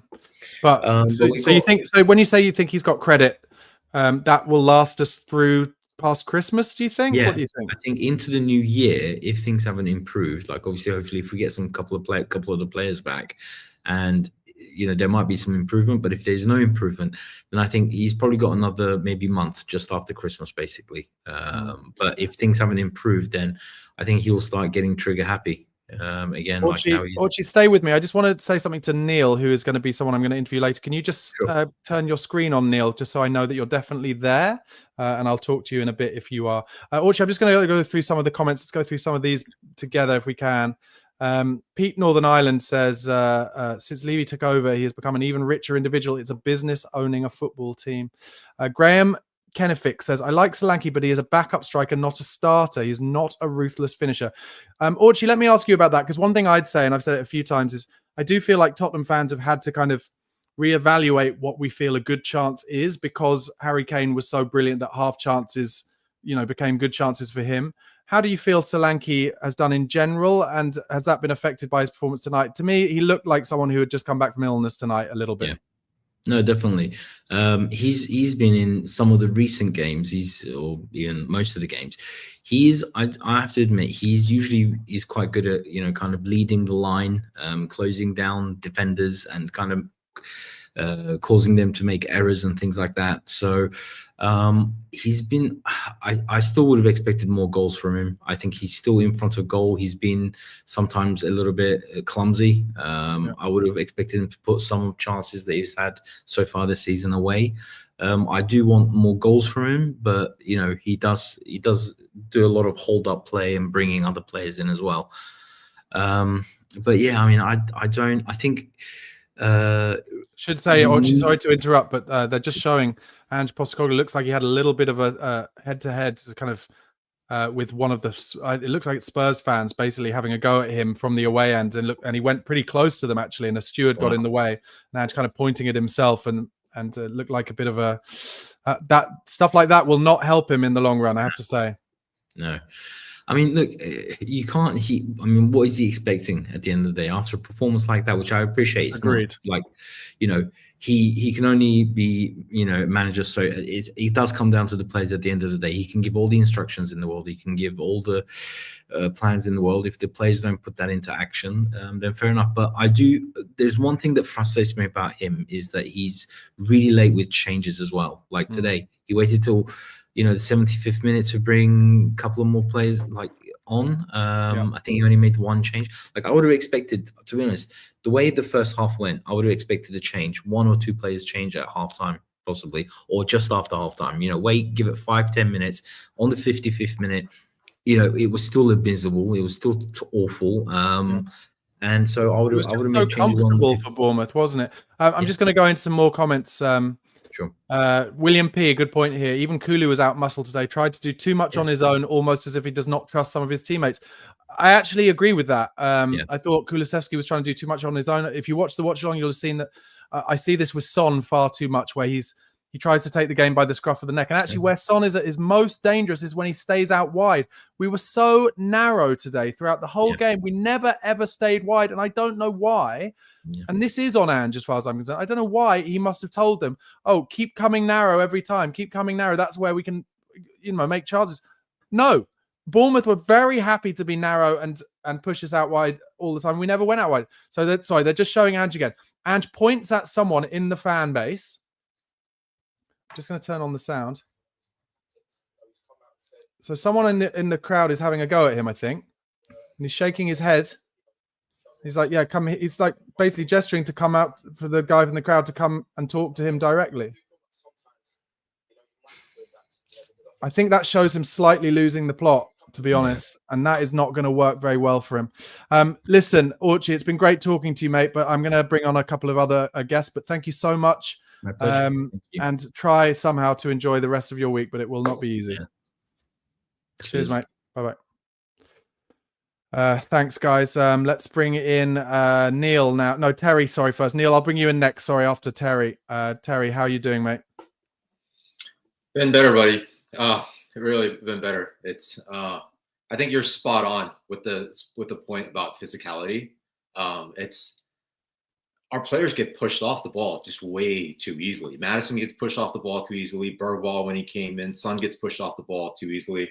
I thought you made a really good point about Son playing wide as well. I don't understand why he keeps coming in as well. It's you know coming into this game, my biggest worry was the energy levels, just because we seemed so tired against Fulham. But I thought our energy that first half was actually pretty good. It's just the balance was really off. Just having Johnson on the left side, he was non-existent really, and just the passing was just so sloppy. Just oh god, the amount of times that we just passed it off the pitch, it's just embarrassing, wasn't it?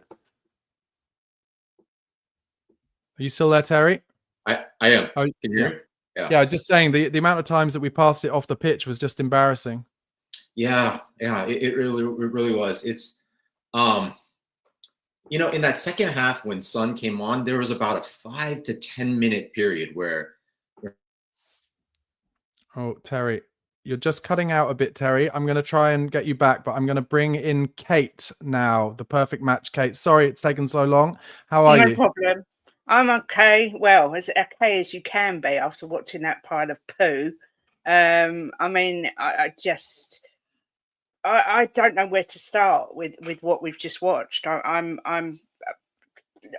literally speechless. That's the Do you only think, thing I can do you think say. Ange is under serious pressure now, Kate? Look, I've tried everything to defend this guy. I've really got behind him, but for me, no, he's got to go. He's got to go. I can't cope with those performances. There wasn't a single player on that pitch that looked like he was playing for the manager. It's not an isolated performance either. Crystal Palace was abysmal. You know, and people hate it. You know, there's this massive divide in the fan base. On our channel, we've always been very pro Ange Postecoglou because, you know, keep sacking managers doesn't work. You know, Tottenham are living proof of that. But at the same time, how long do you keep on with a manager that can't get any sort of consistency from their players? You know, it's brilliant. Go out and beat Man City at the Etihad 4-0, but then go and lose to Bournemouth, to draw with Fulham, to struggle against Roma. His tactics are all wrong. How do you weigh that up with the amount of injuries we've got, Kate? Well, you know, even the injuries, Van der Ven, I think his hamstrings are suffering for the tactics. Right. To be fair, his hamstrings, we all know he had trouble at Wolfsburg as well. So you have to sort of treat him with kid gloves. And I think this system's too difficult for him. Romero doesn't look like he's playing for Ange at all, whether that's because he's had his head turned, but he's not been anywhere near the player that we know he can be. Do you know what? There's you can try and blame it on injuries, but I've tried, you know, I've tried everything possible to see the positive in this guy and say, no, we're better off sticking with it and seeing where it goes. But tonight, you know, you just said about him, I watched him confronting the fans. That's a terrible sign for a manager to start doing that. That's not good for the optics. Matt Richardson has said this in the comments. This team reminds me of Arsenal from yesteryear. The team who didn't like it up them. I feel we're the same. Actually, I agree. In the first, certainly in the latter days of Wenger, in the first year or two of Arteta, that was exactly it. And what they managed to do was bring in some muscle. So they brought in Gabriel, they brought in Declan Rice eventually. They had Saliba come back from loan, and they brought in arseholes like Thomas Partey, and he is like obviously the worst of the worst, but in terms of people down the spine of the team who will fight first and then allow the team to play their game. And unfortunately, I have to say for Ange at this point, and this is the first time I said this, we do not have the players who can win these battles first to allow him to play the kind of football that he wants to play. And in the Premier League, if you do not win the fight, you will lose the game. Yeah, I mean, I think it's clear to see we've got no real leaders on that pitch, but we're not going to go out and spend 100 million on a Declan Rice. Let's be fair.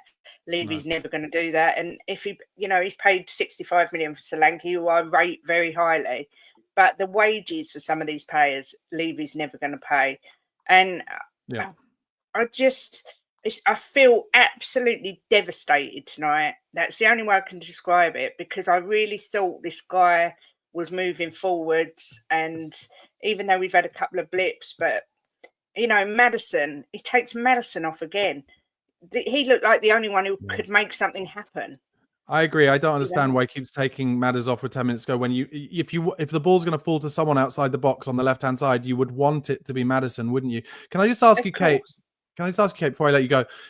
So you're kind of turning on Ange. Are there any managers you look at out there you're like, I think he's the one to come in and do a better job here?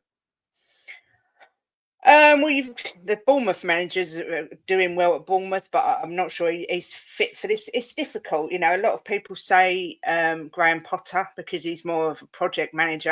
I think he's going to be announced. I think he's going to be announced as West Ham's new manager tomorrow. So do I. He's not somebody I particularly like. I don't know. I don't know. All I know is, as much as I like Ange, I love his philosophy. I just don't think it works in the Premier League. I think it's too gung-ho. And it's terrible, and it's going to make me extremely unpopular with the Australian fans. But I've tried my hardest to buy into it, and tonight it's just enough's enough for me. All right, Kate, thanks so much. Listen, and I just saw your private chat. Basically, what happened was your window disappeared, so I didn't know you were on. I thought you weren't there, so I didn't mean to bring you on first. So I'm so sorry about that. But next time, don't worry, I will check that the windows are there. Thanks so much for talking, Kate, and try and enjoy Barnaby. the rest of your night. Take care. Cheers, Okay, I'm going to add Terry back to stage. Terry, sorry, I lost you for a second there and needed to bring Kate in, but here you are. I can hopefully hear you. Yeah. What did you make of that? Postecoglou confronting the fans? So I haven't seen that yet. I'm a bit dismayed to hear that happened. I can only imagine what they must have said to him for him to go off like that.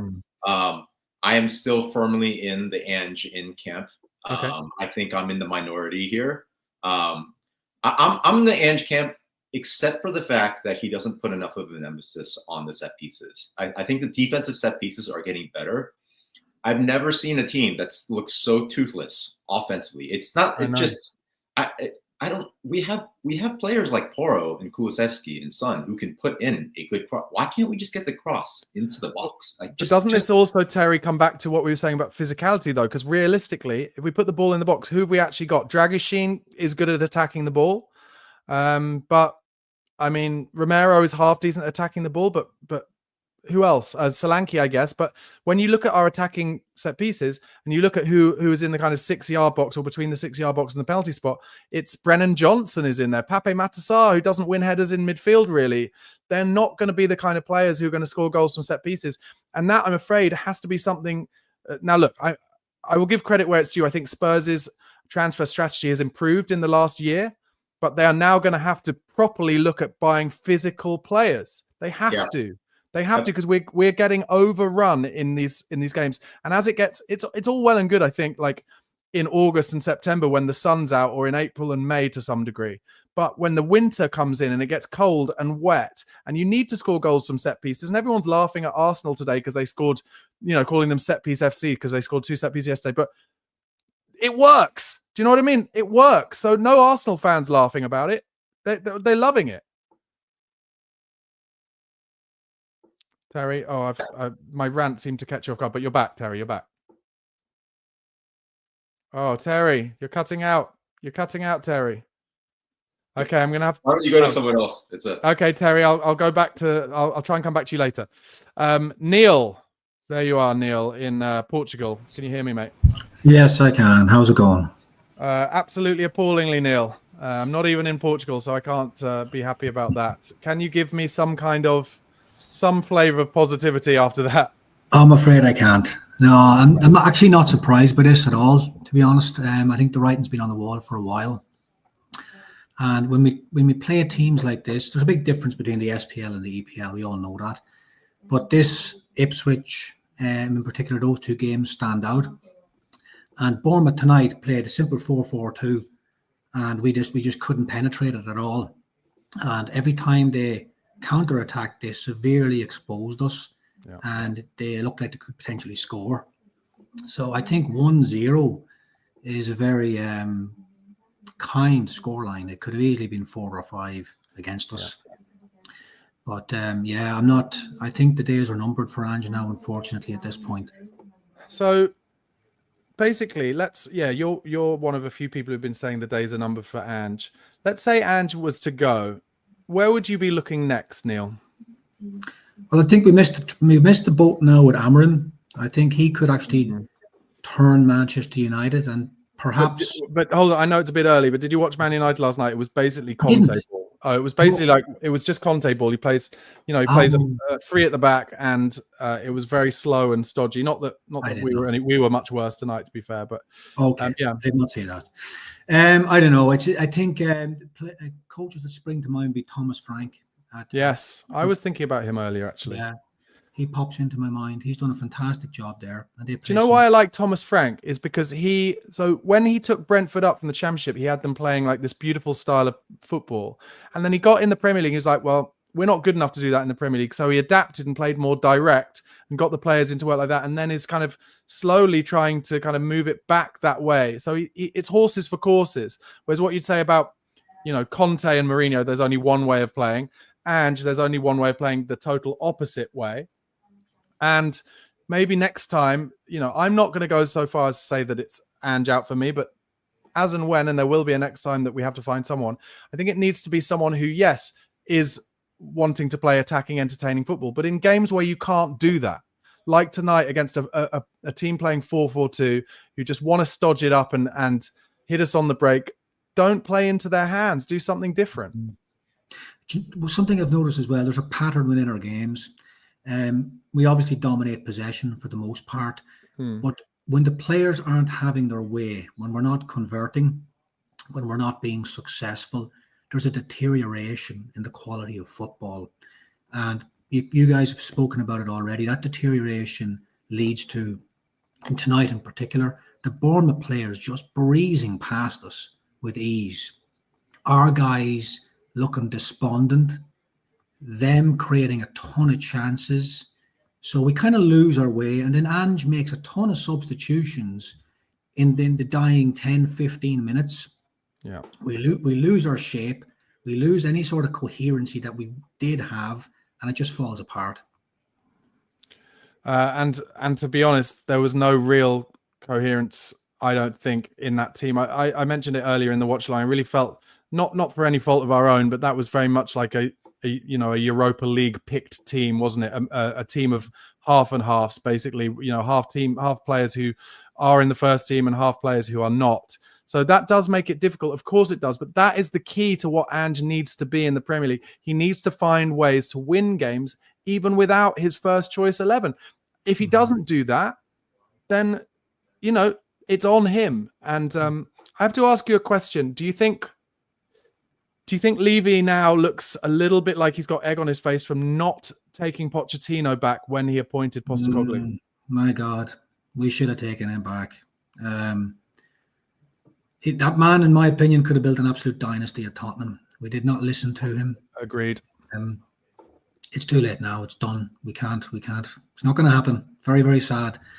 But I think if we lose convincingly to Chelsea this weekend, which is a possibility, I actually think that could be it. But it's more likely, isn't it, that Spurs will win now? It'll be, it's more likely possible because of the way that we are, that we'll turn up and turn them over somehow. Although, frankly, Ben Davies getting injured tonight will ruin any chance of any balance in that back line. Let's go through some of the comments together, Neil.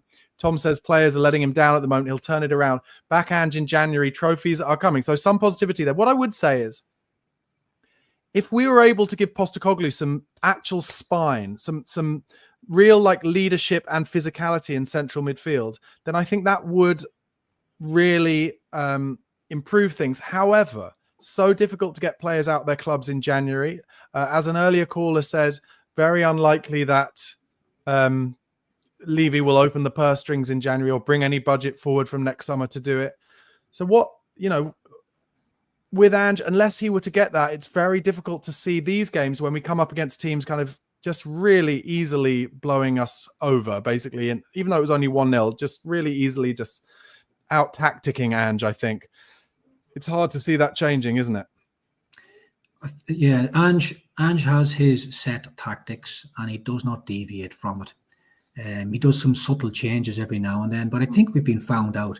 Ever since the Chelsea game of last season, it's been very much the same. Inconsistency and teams knowing how to play against us. And Ange has had all of that time, which is in effect a full season, to present alternatives, and he hasn't. So that's why I'm in the camp. Unfortunately, I'm in the camp for Ange out now at this point. I just want to go into a comment from Triple J here. Again, he says, with the Poch romanticizing, he had double the talent than Ange's team and he won nothing. Let me repeat, nothing. I'll put that on the screen even. Now, I find that really interesting because what that totally takes away from is any potential idea that actually it was because of Pochettino that those players became the players that they became. So you think of some of the players that were already there when Pochettino arrived, right? Vertonghen, Lloris, Dembele, right? 3, just off the top of my head, right? Let's add in Kyle Walker and Danny Rose, right? They were players who were thoroughly underperforming their potential previously, under Villas-Boas, under Sherwood. Pochettino came in, and do not forget, anyone, he was the fullback whisperer. We all talked about him as the fullback whisperer because every fullback that he had, he made 50% a better player. Kyle Walker and Danny Rose had long England careers because of Maurizio Pochettino. So if you think it's just as simple as Pochettino came in and had this amazing squad, no, Eriksen had started okay for Spurs, but under Pochettino, Eriksen made the most of his potential in the Premier League, right? And Harry Kane, there's an argument to suggest that Harry Kane might not have become the player he became had it not been for Pochettino eventually getting him in his side. So I don't think you can be as simple as like, oh, Pochettino, inherited this great side and won nothing. We got to a Champions League final. Listen, I'm sorry to rant on here, Neil, but listen, nobody in any of our lifetimes thought we would make it to a Champions League final. I'm sorry, it's pie in the sky stuff. So don't talk about Pochettino like he lost everything. He made it to a Champions League final, and in that final, he started in central midfield because he had no choice. Moussa Sissoko and Harry Winks. Mauricio Pochettino was a brilliant manager. And that's why I brought up the question to Neil, should we maybe have taken him back? And we are finally now in the middle of the painful rebuild that Pochettino asked for 6 years ago. And so Ange is kind of suffering from the fact that we're having to turn over so many players. And there is a part of me, just to go back to Ange, that does think if we can get him the players he wants, some physicality in that spine, maybe then his way of playing can work. But I do fear for him. I really do fear for him. Anyway, Steve Bolden says that simply wasn't good enough. Ange is not up to the job. I don't know who comes in, but it needs to be quick because we're in free fall. Ange has been backed by over £300 million. I don't think he has had £300 million, has he? But he spent a bit of money. Just a lot of people talking about Pochettino now, but I'm trying to get off that now a little bit. Here we go. Charles Peston says Pedro Porro almost scored, if not for a wonder save tonight. I guess he's talking about the half volley that came out from the corner. That was a great strike. Porro does have brilliant technique. We need to get him in more positions just outside the box, Neil, don't we?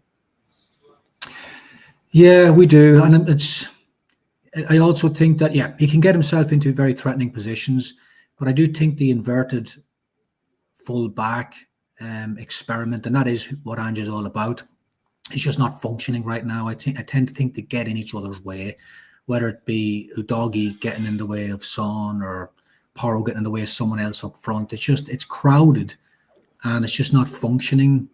So I'm not a fan of that. It functioned for 10 games, 9 games because it was new. It's been found out, hasn't it, Neil? It's been found out. Yeah. That's what I was saying earlier. It's like Bournemouth, they played the narrow 4-4-2 and like, well, you're going to come inside. So we're going to let you come inside and there are going to be loads of bodies there and you won't be able to play through us. Yeah. Sorry to interrupt you, Neil. So I'm a little bit ranty. Walter James Donaldson, thanks for your message, says has no real clue how to change a plan. The players are good, but we're playing like amateurs. Neil, just before I let you go, I really appreciate you staying on with me. What is there any positivity to take going into Chelsea? Is it as simple as like what you see a lot on social media where it'd be like, make this make sense, win 4-0 at Man City, lose 1-0 at Bournemouth, beat Chelsea? Well, if you go back to that City game and if you look at 3 of the 4 goals that we scored, they absolutely gifted us those goals. Jack Grealish gave the ball away in midfield. We scored. I think it was Gareth Dial who kind of screwed up on one of them as well. And we got City at the perfect time to have that victory. Plus, we're their bogey team. Yeah. True. So I really do not know. I think you'd really want to have the likes of Romero and Van der Ven back to stand, and Bentancur, and we know that those guys are not available to stand any sort of chance against Chelsea. But you never know. I think the odds are certainly stacked for a Chelsea win. But yeah. Yeah, hard not to see Cole Palmer absolutely ripping us to shreds, but let's see what happens. Neil, thanks so much for talking. Really appreciate it, mate. Oh, I cut him off a little bit there. Apologies. Let's try and get Terry back and see if we can get him working. He says he's got full Wi-Fi. So Terry, are you there? Can you hear me? He's not there. Okay, I'm going to have to take away Terry and just me going through the comments for the last few minutes or so. Scott Rozelle says, I'd love to know what training is really like and why Jed never gets a start. Yeah, let me know, guys, in the comments. Would you have started Jed Spence today, maybe instead of Destiny Udogie? Udogie looked so good last season, but this season just hasn't been quite there. And I think maybe that is actually a result of what I was just talking about with Neil there, just the fact that opposition teams know exactly how to play against us now. They know that we're going to have the inverted fullbacks, so they fill the center of the pitch with bodies. And there's just not enough room for us to ever get in behind. And we don't have the wide forwards at the moment to accelerate past teams to get into the byline regularly enough. So that could be an issue. Melissa Bloom says, I love Spence.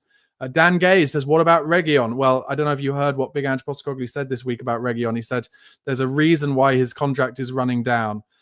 So that does not suggest at all that Reguilon is going to get any chance. And I think from the start, basically, Ange Postecoglou said, didn't he, that Reguilon is not able to play the type of football that Ange wants him to play.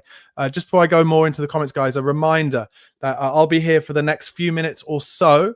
But after that, at about 10 past 11, Chris Cowlin will be back for the Spurs Chat podcast on this channel. So make sure you subscribe to it if you're not already. And he will have with him Josh Hughes, Gareth McGuinness, and the legend that is Brian Daigle. And I can imagine Brian will be absolutely steaming tonight, steaming with anger after that performance. So do give this a video a like. Thank you so much for watching. Do press subscribe. Please do subscribe to me as well, my YouTube channel at Barnaby Slater _. You can see it there in the bottom left-hand corner for more daily Spurs content. But I will be sticking with these comments for the last few minutes, guys. Glenn Hoddle 11 says Ange is out of his depth. Scott Rizal says, while Ange plays like a straight talker, he plays just as coy as Pochettino did. Beto A777 says these players don't want to play anymore. They can't keep up with the work rate. Kempston Spurs says he's lost the dressing room. I seriously think so. Look, I guess it is possible that he's lost the dressing room. I don't know. It's just so soon after that Manchester City game, though. I don't know. It's really hard to level that stuff up. It really is. Laren Deb says Spurs beating Chelsea when pigs fly. I wouldn't normally say that, but just the way that it's going at the moment. Yesh says, can we have COVID back until January? No football until we can buy a squad. That bench is abysmal. Charles Preston, he said this time and time again tonight, actually, Charles. Maddison and Basuma must go. Not good enough. Let me know in the comments if you agree with that. Saman Tamsina says, we've got our Tottenham back. Steve Dyer says, probably beat Chelsea and lose to Southampton. Wouldn't surprise me. Man Bear Pig says, both the club and us, the fans, are way too reactionary. We're shooting ourselves in the foot. I guess the bigger question, though, Man Bear Pig, is Daniel Levy going to be reactionary? That's the bigger question right now. Is he going to get the itchy trigger finger like he has done so many times before? As was mentioned by a previous caller, Ange Postecoglou still got some collateral in the bank due to getting us into Europe last season and the fact that we're in the cup competitions? Or will Levy look at this, think that the players have stopped playing for him, think that they're too tired and they're getting too injured, and look around the Premier League and abroad for another manager? Will he look at managers like Thomas Frank? Will he look at Iraola and think, oh, look at the way that he kind of changed things up against Ange to tactically outplay him and think maybe I could get him in at Spurs? Who knows? Triple J says, Ange is the perfect manager for this rebuild. That's his speciality. Fans need to look at the definition of that word. He is on track. Is 10th place on track, though, Triple J? Is the potential of being 13th before we play against Chelsea at the weekend, is that on track? It's a very difficult time, and I'm trying not to be reactionary. I really am. I'm not saying I'm Ange out. I'm not. I'm asking if Daniel Levy will be Ange out. But Charles Preston says, Barnaby, sacking the manager is not the answer. Ivan M9127 says, the issue is not the backs. The whole front line is out of form, and to a certain extent, the midfield. Yeah, I'd say the issue is actually the spine of the team and the forward line. Jill Mole says, Porro and Udogie cannot defend, always caught out of position due to Ange's tactics. I feel sorry for Gray. He's a midfielder, not a fullback. He will destroy the lad's confidence. I thought Archie Gray did fine today. I thought he did fine, asked to play in two positions that are not his position. Scott Rizal says, while I'm pissed at another crappy result, it was exactly what many were predicting on Chris's last post-game show. And it's what I've been predicting all week on my videos as well. Goldmine Video says, are we even beating Rangers at this point? Well, in terms of the Europa League, I have to say that is a worry because that will be a proper atmosphere that night at Ibrox. And if they play like all those teams have played in beating us quite easily in terms of keeping it narrow, then we will be in trouble. We're already out of that top 8 in the Europa League. We only have to come in the top 24. We'll probably be okay with that. But Ange really wanted to get through without having to play another round. And if we don't get in that top 8, he will not achieve that. Neil G says 40 million for Gray and not seen him play 1 minute in his natural position. That is bonkers. Charles Preston, Scott Parker is the only replacement I would consider. Okay, that's an interesting one. I'm not sure about that. Steve Bolden says, we have some good players and is rigidly sticking to his 4-3-3, but it's a system that isn't suiting the players. There was no balance to the side. And Deb says, Archie Gray was great today. At least he cared. I thought he was okay. I thought he was good. But Michael B says, Gray didn't know what to do with the ball. I don't think he had many options a lot of the time when he had the ball, did he? Dan Gay says, need a number 6, a leader. I don't disagree with that. Gustav, thanks for writing in, mate. Says medical staff or training, I don't know, has to change. Everyone injured all the time, every season. Also, more depth needed in the squad. Well, one thing I would say is that I think under Johan Lange and Scott Munn, they are fighting to bring more depth as well. That is for sure. But it will take time. You can't do everything all at once. But yeah, very difficult time at the moment, isn't it? Yesh says, if there was a cheap bargain basement yes man out there, you're damn right Levy would pull the trigger. He sacks man just days before cup finals. That's a difficult one. I'm not going to get into that cup final thing again, but very, very difficult. Listen, guys, thank you so much for watching this watch along with me. It's been a long night, a long, devastating, disappointing night. If you want to still talk about Spurs and rant to other Spurs fans, please stay on Chris's channel. Go to the other stream for the Spurs Chat podcast. It's going to start in a few minutes' time. And on that show tonight, Chris has Josh Hughes, Gareth McGuinness, and Brian Daigle. And if you would like to talk to me after a future watch along on Chris's channel, email tottenhamfanchris@gmail.com. That's tottenhamfanchris@gmail.com. And you could become someone talking to me after watch along, like Neil and like Kate. And it'd be good to talk to as many of you as possible after these games. I'm really hoping that at some point soon we can have better results and some consistency and better performances. This is a worrying time for Tottenham Hotspur. There is no doubt about that. The injuries are worry. I also worry that players are getting injured because of the training routines, but also regimes, but also potentially because of maybe not wanting to play for Ange. That does happen in places too. And yeah, just very difficult. We need to get our players back on the pitch. We need Van der Ven back. We need Christian Romero back, not only for his defending, but also for his ability to play the ball between the lines. But yeah, horrible night. Please do subscribe to Chris Cowlin's channel, @Chris Cowlin. Do give this video a like if you haven't already. We'd really appreciate that. Please do subscribe to me for more daily Spurs content @Barnaby Slater _ on YouTube. And please come back to this channel for the Chelsea game watch along on Sunday. It's not going to be easy, but it would be great to have you here, talk to you throughout the night, or the afternoon, sorry, and maybe even talk to you afterwards. And let's just try somehow to retain some positivity, but it's very difficult because today that was one of the worst performances I've ever seen from a Tottenham Hotspur side, certainly in the last few years. Try and find a way to enjoy the rest of your nights, guys. Hopefully that will be by signing on to Chris Cowlin's Spurs Chat podcast from 11:10 p.m. Like I said, with Josh Hughes, Gareth McGuinness, and Brian Daigle. Go over there and get chatting to those guys. I'm signing off. Come on, you Spurs.